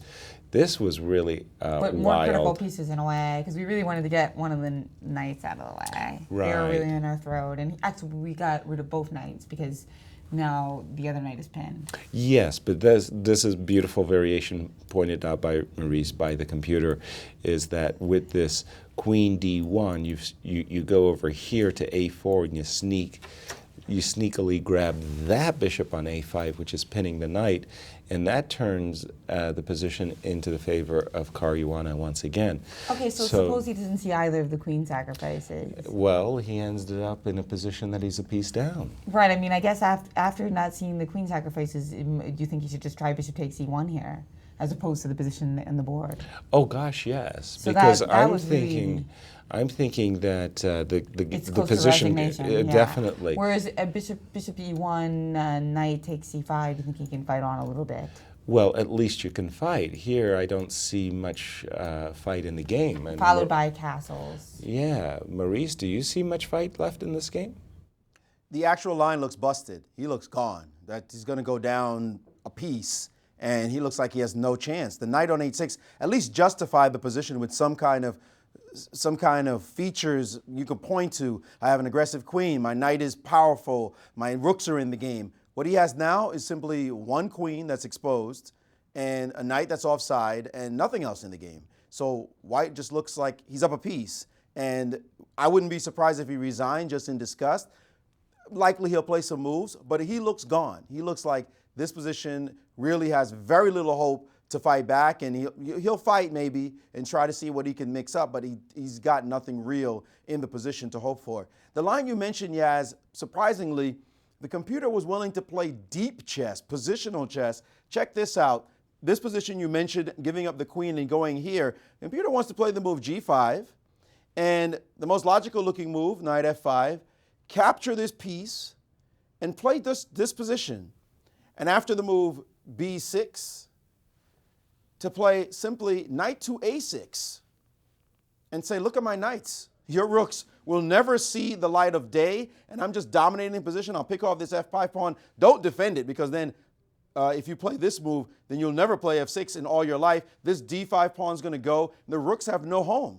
They just have nowhere to go. The knights just completely dominate the board. So he could have walked into this line and just found himself in a complete knight bind. Done. So this was bad also. So it looks as though his best line might have been to sacrifice his queen on c3, but he just got out-prepared cold. That's all that happened. He just got completely out-prepared. The move knight h6 was not expected by Caruana, but he has handled it masterfully, and it looks like he's in the driver's seat to go 2-0 to start this super tournament, the greatest tournament in history. Guys? Unbelievable beginning, and instead of this move a6 allowing the nice queen c3 move to get out of that pin, instead MVL has played e3. Mm-hmm. Yep, castles, bishop e2. But that's not going to change matters. We're still going to have the motif of playing queen to c3. One day. I mean, first, after a6. We just get our rook. By the way, there's actually a question. Rook g2, maybe not so bad, but I think most people would just play rook back to f1 here, and you know, you're a piece ahead, and this queen. And the only idea here is to play something like knight g4, just try. But then after bishop g4, e2 check, you just have rook to f2. So doesn't even give you a lick of counterplay, does it? No, it doesn't. So no, that doesn't work. Nice idea to set up the discover check, but it's just there's not not a lot on. of ideas left here.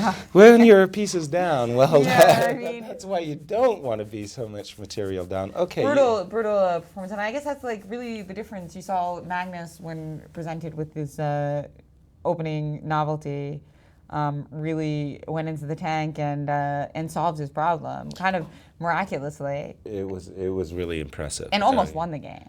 And that's even more impressive. I mean, it's one thing to fall into an opponent's variation and save yourself, but to come so far back that you're actually, he earlier he declined to draw. He could have made a draw earlier, as he pointed out, with an exchange sacrifice, but he was playing for a win, a pawn down.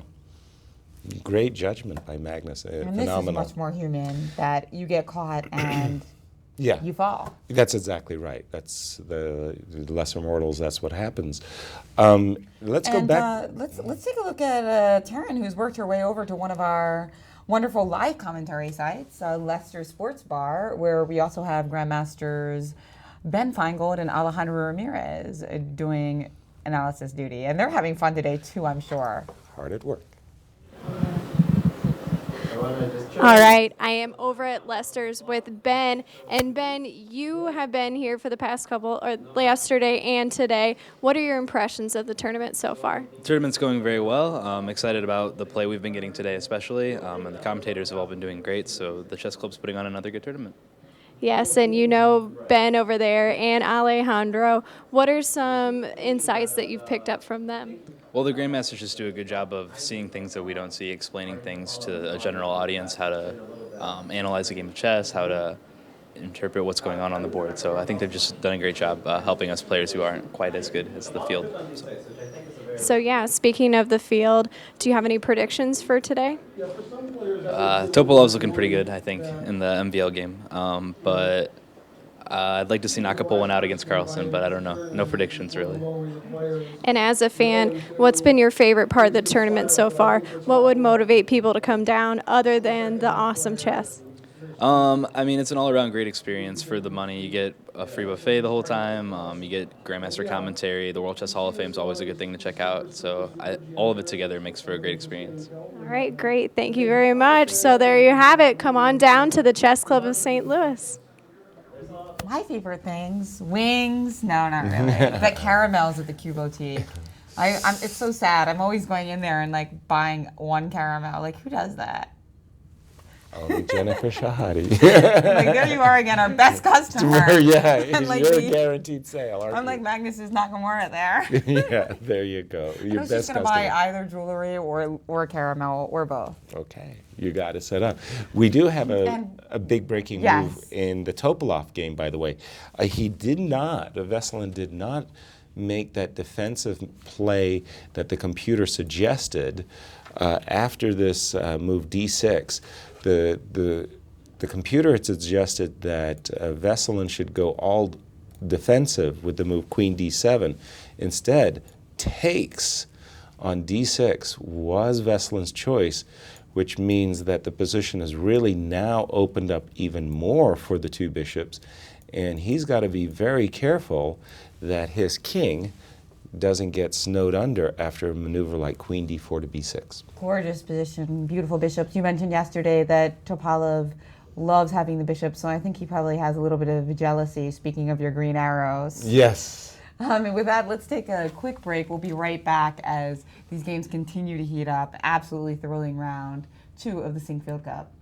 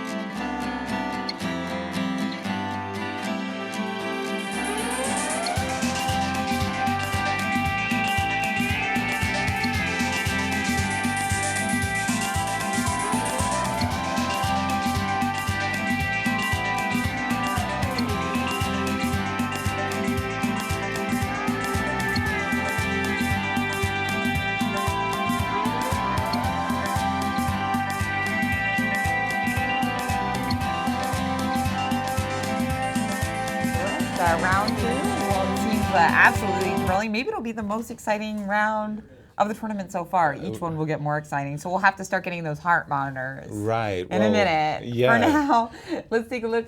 You guys got a chance to relax a little bit and solve that Magnus Carlsen position, and Maurice Ashley has the answer for you. Well, it's always sweet to sacrifice your queen, and I'm sure everybody in the audience saw this move. Magnus Carlsen finishing off this game in fine style. He played the move queen takes g5. Whoa, giving away a queen. Well, in actuality, after pawn takes, now the move rook to f7 check is possible. The king has two options. Neither one of them matters, actually. Might as well go down eating something, but then rook takes h7 is checkmate. So a simple flick of the wrist for a guy like Magnus. He probably was solving these when he was about 8 or 9 years old.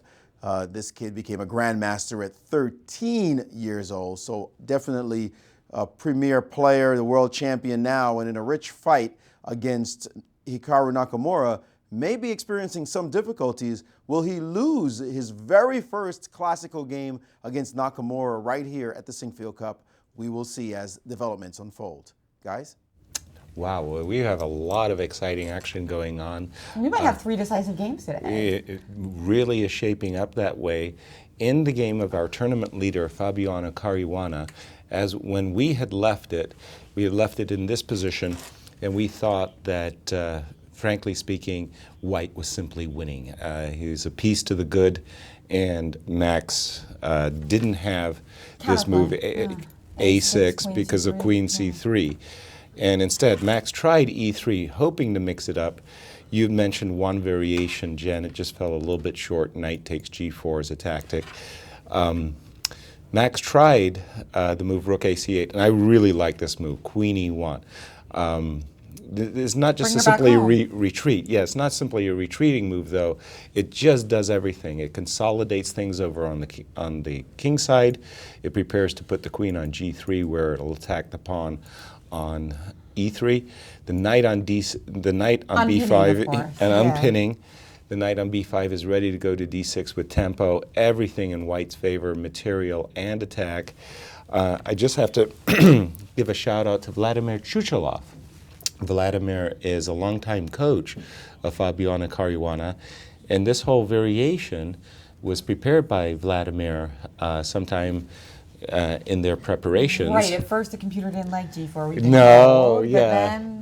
Then slowly, it was like Vladimir said, come on, try G4. The computer said, no, that's terrible, it's terrible. He said, okay, play a few more moves. So we're 1-1 with G4 so far in this tournament. Right. One was brilliant and one was terrible. Well, it worked out terribly. It did. Yes, it worked out very terribly. So that means if you think you want to play G4, you're 50-50. Well, you better double check everything. That's our insight here. Meanwhile, we've also got big news in Topalov Aronian. I think that Aronian's advantage is increasing, and this looks like we're going to have at least 2 decisive games today. What do you think, Maurice? Not just increasing, it's all over, but the crying. It looks as though Topalov simply blundered in this position, and he's going to go down in flames. Right now, the computer was saying that this check was possible, and after king to c1, it was saying a slight edge, maybe significant edge to White with the move c5, a pretty dramatic move to play. But instead of doing that, I mean, dramatic only because it exposes the king, it seemingly exposes the king a little bit more, but it gets that pawn from being captured on the square. Instead, after king to c1, Topalov played the move queen to f6, sort of threatening this move queen to a1 and inviting the move bishop to d4. But wait a second, he was maybe trying some tactics, taking on d6, I'm not sure. But in this position instead, Aronian simply played d7 check. And now all of a sudden, when the king moves, there's going to come the move bishop to d4, and there is no capture of the pawn. The pawn is going to stay on the board. That rook's going to hang. And not only that, when you take that rook, you're going to queen the pawn. What to do here? I mean, what I mean to say is, let's say you played this move. Then after bishop takes rook, maybe the worst move I could have tried in this position, takes, what can you do? You can't leave, you can't trade here with check first because of rook takes.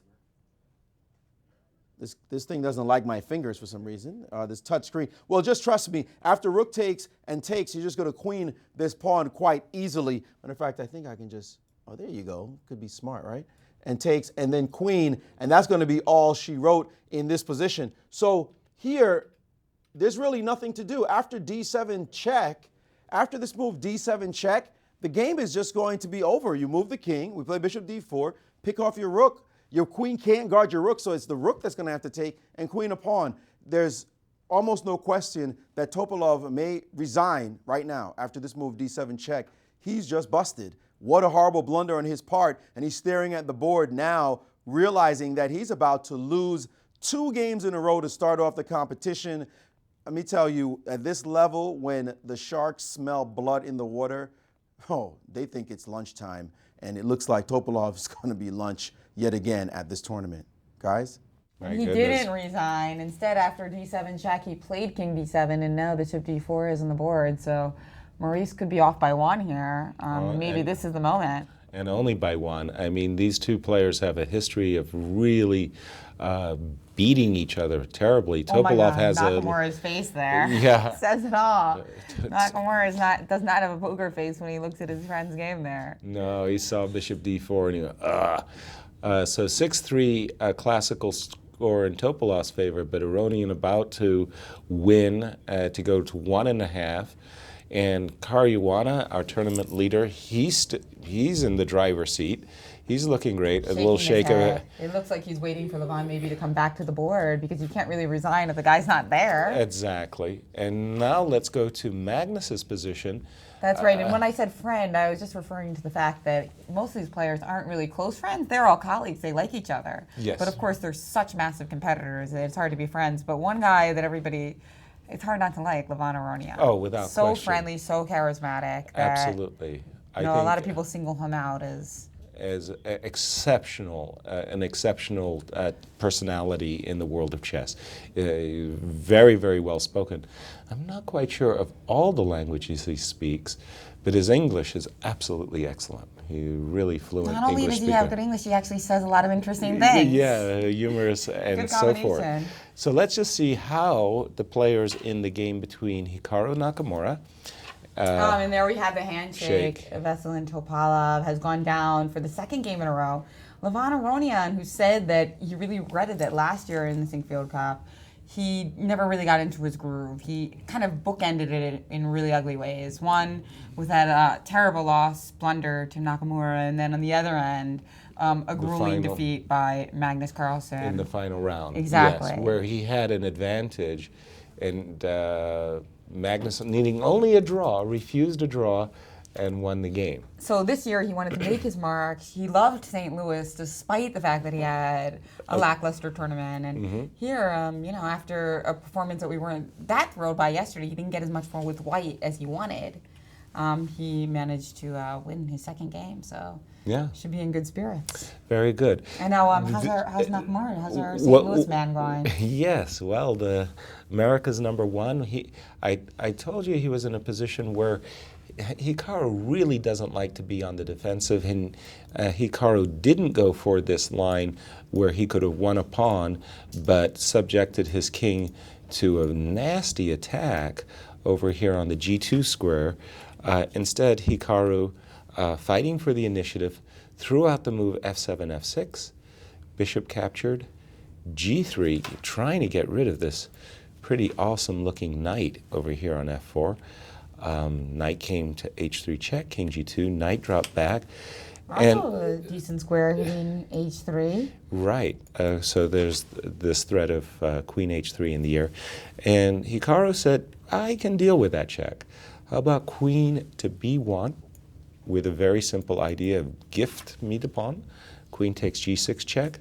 Magnus said, no, you can't have that one. And keeping king that h7. check on h3 in reserve. Exactly. And now king queen d3, trying to pick off one of these double pawns on the d file, and it's Magnus to play. I believe I've caught up with the players at this moment. Yes, indeed. Queen d3 is the last move. And what are the times on the clocks of these two players? And so queen h3 looks 27 minutes, 25 minutes, so pretty even on the clock. That's not No, pretty even on the clock, and 15 minutes to go. It doesn't seem like time pressure will be a massive issue in this game unless, well, it always could be. Right. But so far they're managing their time well. We saw that there were some bigger issues for Magnus yesterday when that opening surprise threw him off completely and uncharacteristic, got in quite a lot of time pressure. Indeed, he did. So here, what do you think about Queen H3? A lot of players, they see this check which infiltrates with the Queen, and they play this check. Well, exactly. So let's just take a look. There is just, at the moment, it's only a single check, and how does Black follow this up with some attack? It we seems really to want to me get our rooks into the game, like exactly. Rookie 8. Let's say Rook E8. Now, here's an idea for you, Jen. Maybe after Rook E1, again, I am threatening to pick up this pawn one day. So you want to stick our rook in E3, one of that moves? Well, I didn't think about that so much as I was thinking like maybe rook takes, bishop E5. So F4 not possible because your G-pawn is pinned. Right, I wanted to make that sacrifice against the... It's interesting because F4 there is... and rook takes F4 and then suddenly, oops, a nasty surprise here.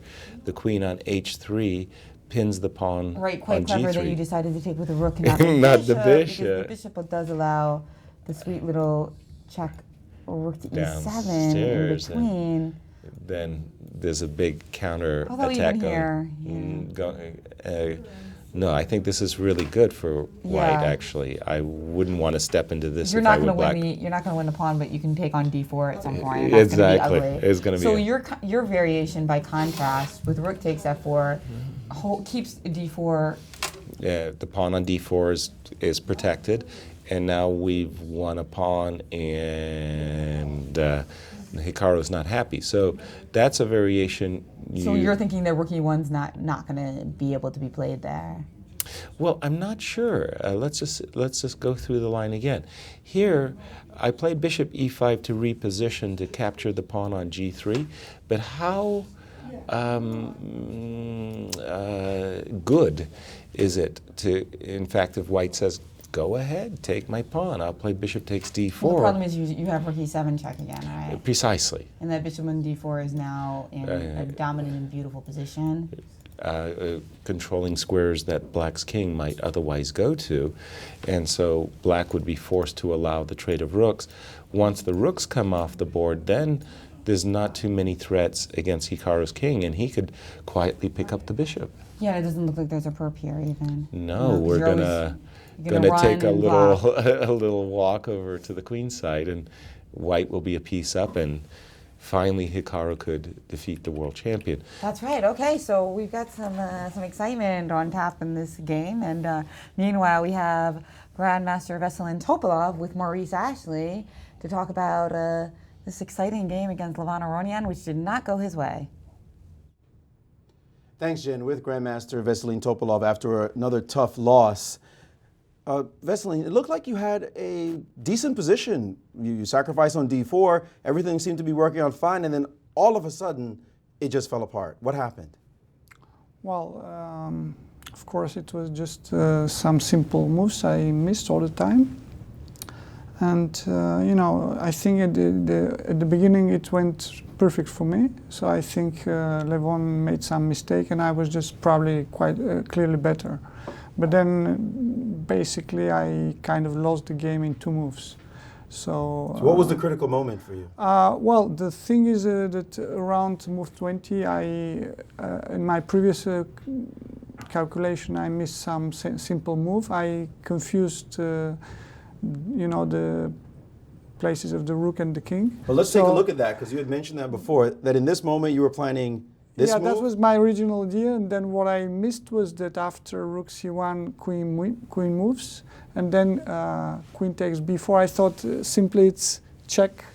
You thought this move was check to a king sitting on this square, which of course it isn't, so now that allows bishop c6 check. So I had to, but of course that's not an excuse, and like queen b4 was really strong, and probably I had other moves, but I think simply after queen e6, d5, now it's not so easy anymore. And of course, long castle is just a mistake, I believe. Total. But here it's very messy. I would say that white is not worse at all, because he has a pawn for the exchange, and then all the endings are very unclear, because white has dangerous pawns. But okay. Normally we see you sacrificing an exchange for bishop and pawn. How did it feel to be on the other side of the sacrifice?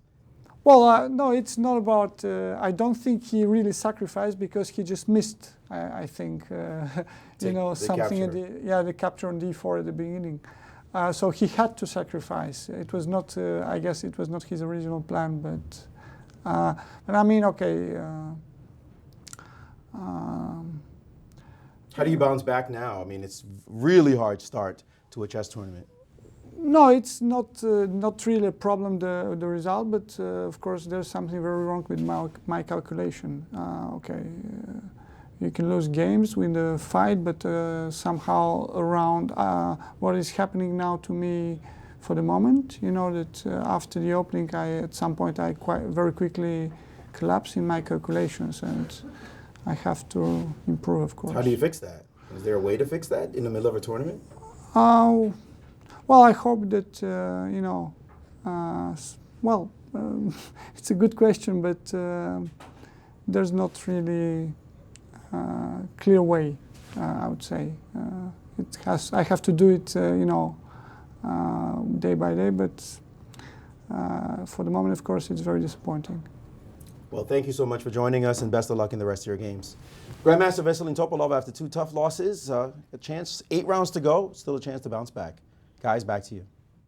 Thank you. So there was something that went and we wrong, got another result in. So 2 decisive results in the strongest tournament ever, round 2. Couldn't be more thrilling. MBL has resigned. Fantastic preparation by Fabiano Caruana. I mean, I think Caruana is going to earn a lot of new fans in this tournament with his play, with his demeanor. I mean, just really fantastic. The youngest.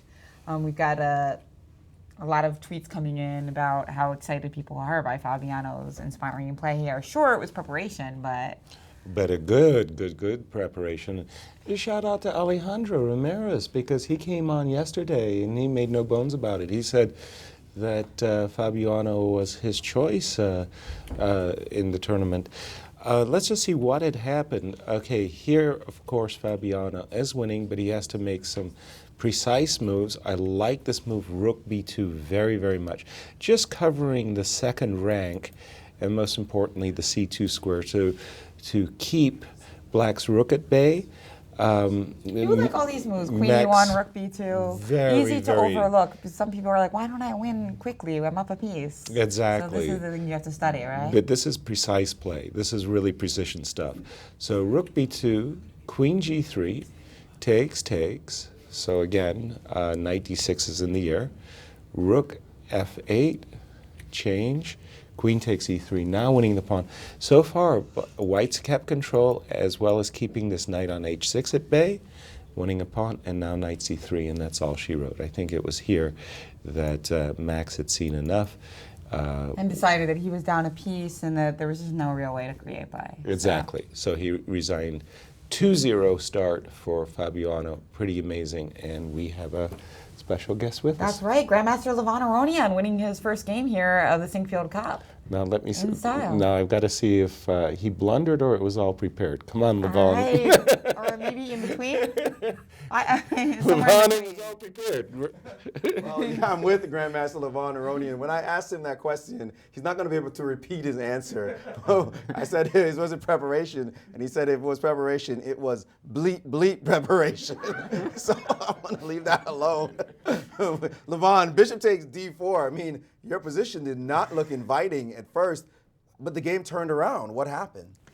At first, I have to say that I knew this line, a5, b94, but then I got, it's kind of type of curiosity you get. You know it's wrong.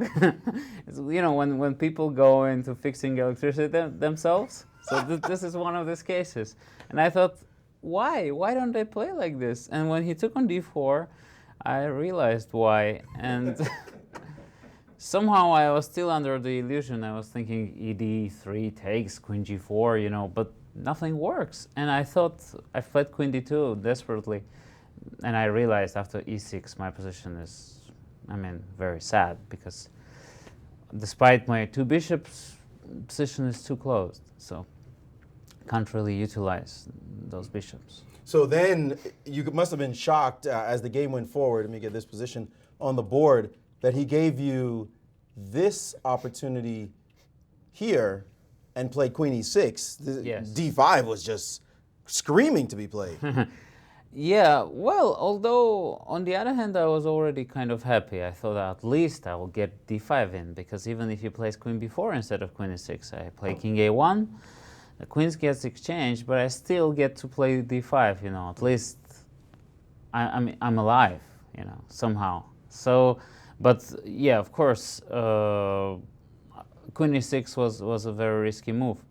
And what was even more shocking, that Veselin, who's a very good attacking player himself, castled long, which looked like the end of the game, because if he had castled short, the position would have been still very balanced and very unclear. Shocking how fast he went down. When a player of his level is calculating or miscalculating so badly, he said there's not much he can do. Do you experience that yourself? Just you're seeing ghosts everywhere and everything is an illusion? It happens, but I mean, generally, you try to stay calm. I mean, Veselin, he's a very passionate player. You know, when he is attacking, he's unstoppable.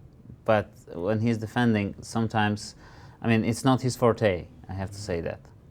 Well, yesterday you got a draw, pretty solid. Today you've got 2 whites in a row, as a matter of fact. So that was quite nice. You're at 1.5. How are you feeling about your standing in the tournament, knowing, by the way, that Caruana has now gone through 2-0? Well, I mean, I'm very happy, because after I've received my position today, I thought, well, the hell is starting again. So I think my result is very decent, and Fabiano is playing very good chess. So so far it's all good. So far it's all fair. Last question for you. We just want an opinion on this position between Nakamura and Carlsen. We know Magnus has really had Nakamura's number so far. What is your opinion on the position on the board? Do you realize that I can see the computer's evaluation? Well, but you know, I believe you're a 2800 grandmaster. You might have your own opinion as well. Well, just for a practical reason, do you feel that the computer is saying this is fairly equal, but do you feel that maybe one side will win this game?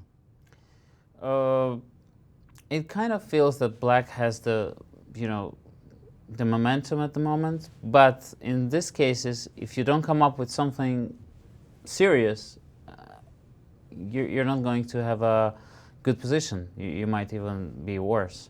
So I predict that probably the game will end up as a draw, perhaps some repetition of moves, because it's very risky for Black to play slowly. Repetition of moves, even, that's very specific. No, I mean checks. Repetition. Like a perpetual check kind of thing? Check. But even that's very specific. How'd you get that from this position?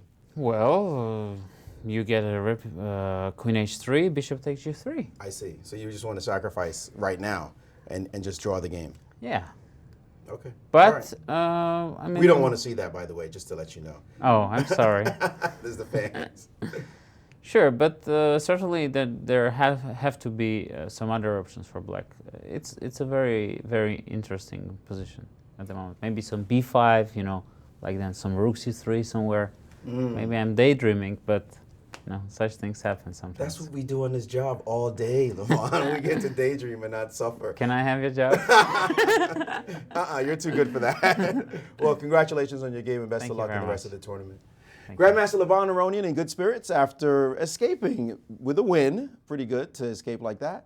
And at 1.5 in second place by himself currently in the Sinquefield Cup. Guys? You gotta love that analogy. It's like fixing the refrigerator on your own. This disaster occurs. So interesting. He knew the line, and he just wanted to speculate, wait a minute, why does this happen? And so when Bishop D4 came, he really realized that he was in trouble.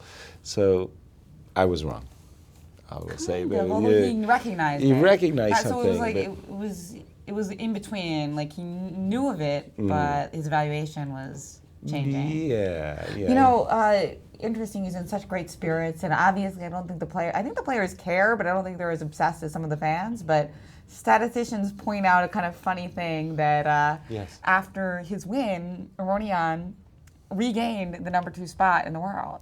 But then 2 minutes later Caruana jumped back over. Okay, so they're flip-flopping totally between who's #2 in the world. And the world's #1 player, as Levon pointed out, is thinking, should he take this pawn? Bam. And we just see a move, and it looks like a pawn was taken off the board. And he did play bishop takes G3. G3. And you get answered.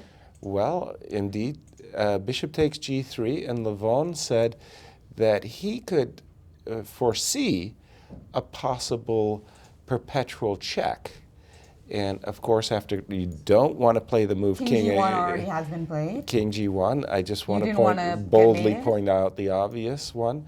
This is a type of an epaulette mate. If only our rook was on E2 here, we just run away. Just like you had a slip slide out of that. But Queen H3 check has been played. King G1, and now reaping a harvest, I suppose. Queen takes G3 check. King H1, and now. Well, let's see. No, we don't have time to play rook f4, the highly desirable rook f4 rover over here to give a checkmate. It's unfortunate, but it seems to me that black would get checkmated first. So at this moment, a draw by perpetual check is in the cards, it would appear to me. Otherwise, white will be able to play rook e2. But we've seen a lot of perpetual variations in this tournament, right? Right. Last round as well. Most especially from the first round. But we have our tournament leader. That's right. In our studio. That's right. Grandmaster Fabiano Caruana is with Maurice Ashley. After a scintillating 2-0 start, we have Grandmaster Fabiano Caruana. First of all, congratulations on the win. Now, we were all mystified in the beginning how fast you were moving, and then you dropped down this move, G4. The news is that this is a variation that your coach or your second at this tournament suggested, and the computer said garbage at first, and then you guys kept looking at it, and it turned out to be pretty good. Tell us about that. Well, we found this idea several months ago, in fact. I didn't expect it during the game, because normally he's a Najdorf player. I didn't expect this variation at all, but we had looked at it several months ago preparing for another opponent, for Mamedyarov. And yeah, it was just by chance that it happened in this game. I didn't remember all the details, but I decided to play fast anyway. Yeah, I mean, it looked like you had it all prepared an hour ago. Well, at least an hour before the game, because you were just banging down moves. G4, F4, it truly intimidated your opponent. Yeah, I thought that was a good idea. It's one thing to be surprised, it's another thing to kind of feel that your opponent has everything prepared. It gets you demoralized, and so I decided to do that to him. The psychological side of chess, indeed. And after G4, Bishop G6, F4, Bishop E4, and Rook F2, this was a sneaky move. Were you surprised when you saw this move, Knight to H6? I don't think we looked at it. We might have, but I couldn't remember anything about it. But I thought that it should be bad, and after some brief calculation, I realized that Bishop D3 is probably just very strong. I think he should play King F8 instead of Knight H6. That's what I remembered. And it's very unclear, very dangerous for him, but maybe he can defend. After this, it might already be losing. You wiped him up after this move. You're now at 2-0 in this tournament. That's an understatement. Pretty good start. How are you feeling at the moment? I think it's a great start, but I started 2-0 in Norway, and I didn't manage to win that tournament, so I have to stay vigilant till the end. I mean, I can't relax. Just because you start well doesn't mean that you'll finish well. Very good advice. You keep leapfrogging Aronian, by the way. You were #2 in the world, and he won and became #2 again, and now you're #2 again. Is that factoring into anything as you play?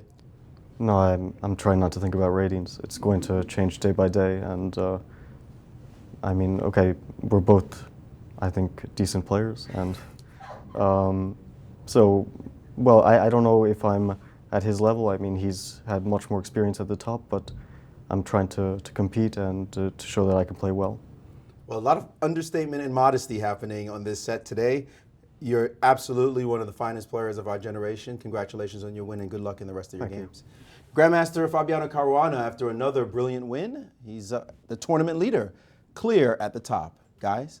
A decent grandmaster with some decent preparation. Yes, it all worked out. When it works like a charm, it really feels great. And hearty congratulations to American Italian, Fabiano Caruana.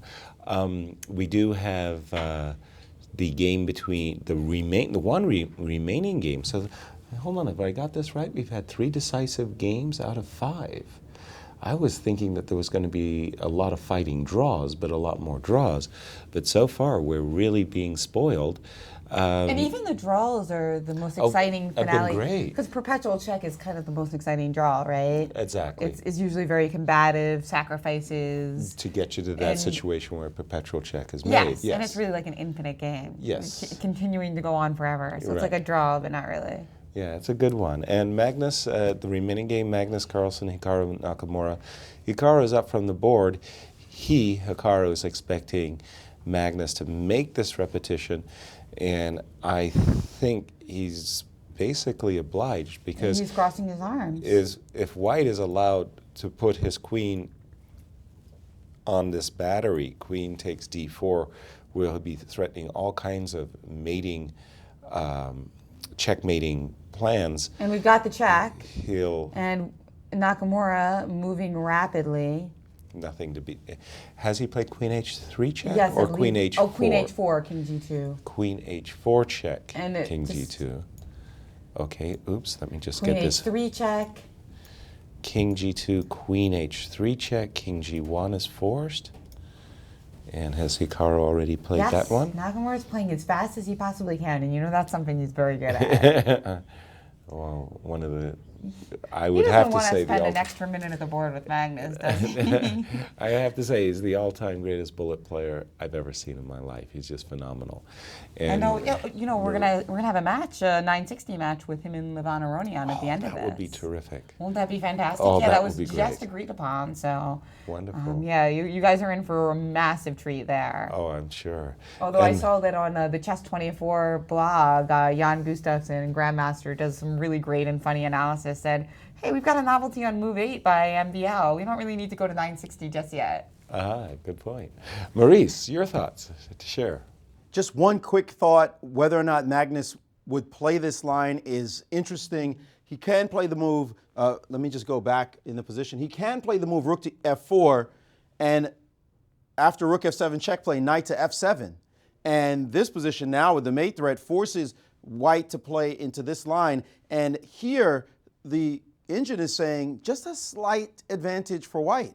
Just a slight one, not much. Even though he has 2 pieces, even though it looks like queen takes d4 might be on tap. Remember, there's always perpetual checks here, and White has to be a little bit careful around the king. Not much, because White's knight can land on e4 and guard everything. But even here, the computer is saying slight advantage. Now, it may be slight enough, because once you pick this pawn off, then the minor pieces would probably dance all over Black's head. But it's not saying that this is over by any stretch. He could fight on if he chooses to. I imagine that he's just going to take the perpetual check and stop the game. Guys? Wow, interesting. I didn't even consider it because I thought the minor pieces would be overwhelming in that case, and I thought that the correct result was a perpetual check. It would be. We saw yesterday Magnus trying to squeeze a win out of a position he was a pawn down. If he were to try to play for a win from this position, that'd be truly stunning. I would have immediately thought the minor pieces were too strong. My instant knee-jerk reaction. Do we have Queen G3? Yes. So we do have this current position on the board. Maurice, let me just look at that move Rook F4 again, because I'm a little bit stunned. I would have thought that this would be massively superior for White. I wonder why the computer thinks that Black could essay this variation. Again, it seems to me when you get this pawn and when your queen and your bishop are lined up on this diagonal, too many dangers here for Black. What do you think, Jen? That definitely seems scary. I mean, I think it's one of those things where it's definitely the human instinct not to go for this. Right? Yeah, this looks too dangerous. I like playing for the win, but this looks more suicidal than suggestible.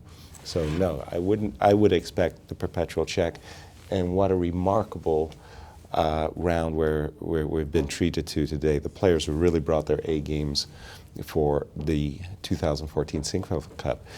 We have a new guest in town. Yes, we're getting Maxime Vachier-Lagrave, MVL as we've been calling him on the broadcast, set up for his interview, and certainly fans couldn't have hoped for more from the two games that he has played so far. Right. Both of them very exciting on one end, of course happier with his preparation than in the other. Exactly. Well, his preparation against Magnus yesterday gave us great thrills, and today he seems to have fallen a victim to the same preparation. Let's see. Let's get his thoughts. Your thoughts on both games. Exactly. He's with Grandmaster Maurice Ashley right now. And I'm with Grandmaster Maxime Vachier-Lagrave from France. First of all, welcome to our broadcast. First time. Yeah, so pleasure to be here. I mean, even if, of course, the circumstances are not so great for me, but. Well, we're glad that you would join us. Tell us about this position. Your opponent played this move G4 and then started blitzing out moves.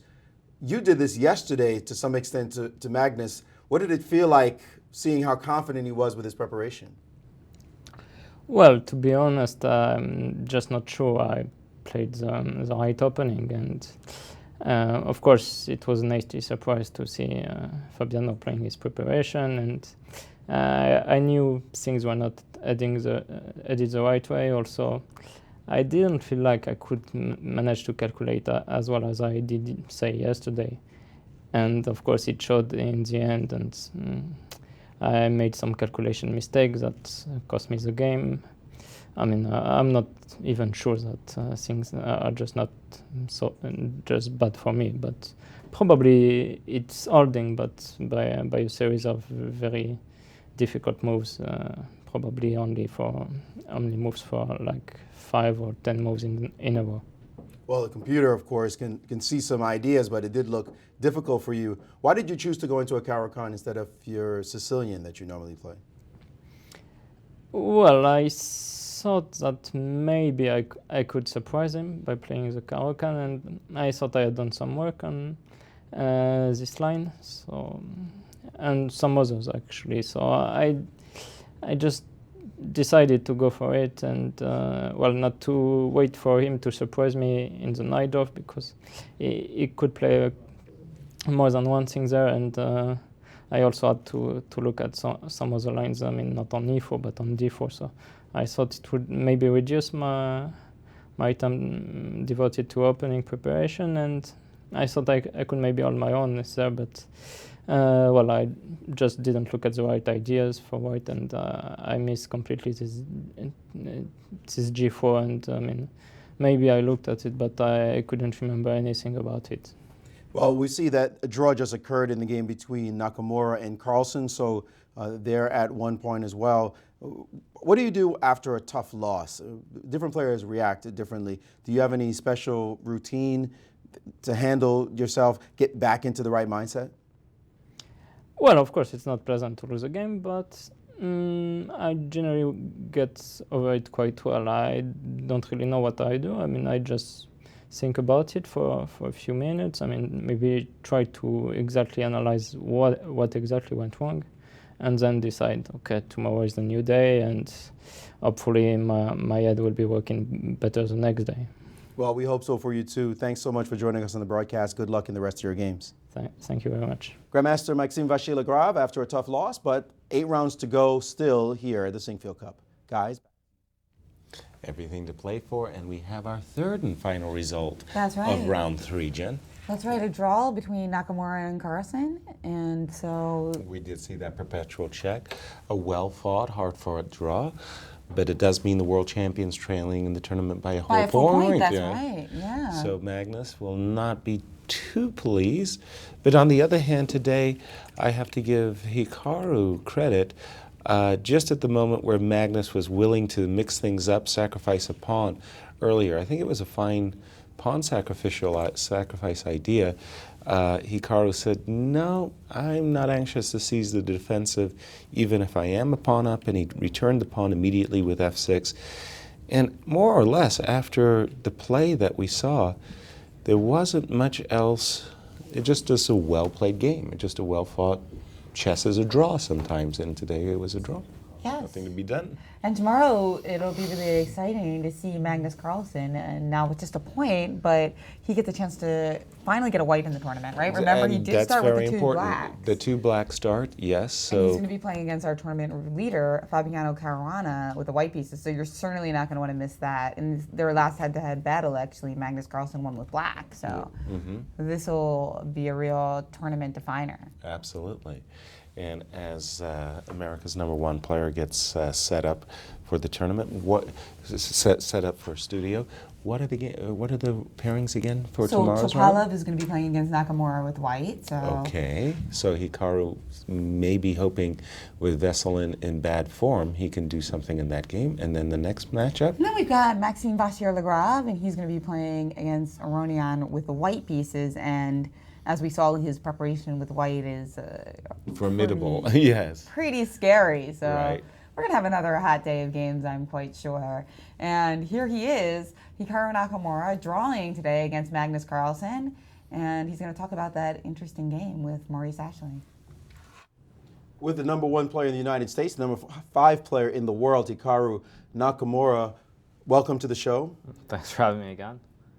Well, I was thinking to myself, who's disappointed in this game? And I figure you might be slightly disappointed because of the fact that you probably liked your position coming out of the opening. Is that a good assessment? Not really, actually. I thought coming out of the opening, I slightly misplayed. I mean, I haven't looked at this line in quite a while, and I mean, I think Magnus was very precise when he played c6, avoiding, pretty much King's Indian. And from there, I thought it was roughly equal. I mean, I didn't think I was really better, so I mean, I think a draw is probably the correct result. You're on 2 draws right now. How are you feeling about your standing in the tournament? I'm fine. I mean, I've played the 2 top players in the world, so it's not, not a big deal. At any rate, it's still many more rounds to go, and obviously, I mean, I'll have my chances against, some of the other players too. Well, you get Topalov tomorrow, who is not playing so well. What is the mindset of a player when you see someone not doing so well in the tournament? Even though you have black, will you be going all out or playing it just to see where it goes? Well, I mean, we'll see what I do tomorrow. But at any rate, it seems like anytime someone's off form, it's almost like the ganging up on the player and trying to beat them. So, plenty of times it's been me, and this tournament happens to be Veselin. So I'll do what I can. But still, he's a very strong player, and just have to really play good moves. One last question. Fabiano Caruana, this guy's playing out of his mind. 2 great games. What's your assessment of his play so far? Well, I mean, both his opponents have walked into preparation, to say the least. I mean, I thought today, Maxime, I mean, I don't know where he came up with that idea from, and he got punished for basically just, I mean, playing a line which Fabiano had looked at home. And so, I mean, Fabiano's off to a good start, but, I'm quite sure I'll have my chances against him, too. Well, thanks so much for joining us, and best of luck in the rest of the tournament. Thank you. Grandmaster Hikaru Nakamura, the best player in the United States, one of the elite players clearly in the world, off to a pretty decent start, I would say. Number was 1 and 2, drawing them. Yaz, we wish we could do that, right? Well, just a good game, as Hikaru himself defined it. I mean, both players played well. That's right. What can and you do? We might need to redefine this decent word, right? Yeah, wow. Because Fabiano Caruana famously, 2 minutes ago, called himself a decent chess player. Yes, so, decent. #2 in the world. Yes, Maybe very we'll say impressive. when he gets to #1, he could say great. Yeah, exactly. Well, speaking of the #1 player in the world, we've got our some world champion Magnus Carlsen setting up for an interview with Maurice Ashley. Exactly. And what do you think? I'm still not sure. Was Hikaru disappointed or not? I don't think he was. No, I don't think so either. Again, he has really bad records against both of these players, and then he had that little glint in his eye that he's going to have his chances against Caruana because he's done so well against Fabiano in the past. All right. He had a little bit of trouble making a real compliment there. He's like, I'm going to get him. He's ready for it. Okay, let's and go here to he Magnus. Is, Magnus Carlsen with Maurice Ashley. And I'm with world champion Magnus Carlsen, #1 player in the world. First of all, welcome to the show. Thank you. So what did you think about this game? It looked maybe that you were, well, first of all, actually, talking about the opening, in the very opening, You play this move G6 instead of knight F6. Was this, clearly this was preparation. Why did you choose to play like this? I just wanted to play something with a bit less theory and more complicated. Since last time here in the Sinquefield Cup, I played knight F6, and the position was pretty boring from the get-go and no winning chances. So I wanted to play something more interesting this time. You got a very interesting opening, this King's Indian-ish formation, and just when it looked like he might be getting some space, you played the move C6, and the game got really rich. Did you feel you had any chances to possibly win the game, or was it always under control for him? I thought I had a pretty pleasant position from the opening. I think he perhaps underestimated the C6 plan, because if he just leaves the queen side as it is, I will have many options with CD5 or FE4 and so on. There's a slight difference with the King's Indian that the white bishops are exchanged, which gives me less attacking chances, but also more space. So it's not completely clear that it's a disadvantage. And the way he played, I thought I was doing quite well. Then I chose to play very enterprisingly, sacrificing not only one but 2 pawns. With knight H5, that was really a critical moment in the game. You could have just traded and looked more or less equal. Yeah, I could have done FE4, knight E2, several moves that were more or less equal, but I wanted to do something more interesting there. Obviously it was critical to take the pawn on G6 as well, but then the position would have been, I think, very dangerous for both players, but also for him. And the way he played, I sort of missed that, and I couldn't find any chances to play for more. So 2 draws, not a bad start. And now you get to play Caruana, who's steaming ahead in the tournament. What are your feelings about playing him tomorrow? It's sort of similar to the Norway chess tournament I played in Stavanger in June. Then he won his first 2 games. I drew my first 2 games, then I played him in the 3rd round with white. And he almost won that game as well before he ran out of steam and lost a couple of games. I mean, I've lost a lot of games to Caruana, but I've won quite a few as well, including the last 2 ones, so I'm optimistic. Would you say that he's your prime candidate in the future, the way he's growing, to be a challenger to your title as #1 player in the world? Yeah, sure. He does very well these days, and it's clear for everyone to see that he's probably the guy now. Well, we are looking forward to that battle tomorrow. Thanks so much for joining us, and best of luck in the next games. Thank you. With Magnus Carlsen, the world champion, and the night before, an epic battle with the tournament leader, Fabiano Caruana. Back to you guys. I can't wait, John. It's going to be an exciting round tomorrow. And some very kind words there from our world champion about Fabiano Caruana. As perhaps a future challenger, absolutely. That's right. And let's take a look at our standings after 2 rounds. Of course, we have Fabiano Caruana off to a blazing start with 2-0. Levan Aronian just behind with 1.5 points. And then we've got Nakamura and Carlsen both with 1 point, 2 very exciting draws. And for Magnus, like both thrillers. Maxime Vachier-Lagrave with 0.5 point and Veselin Topalov with 0.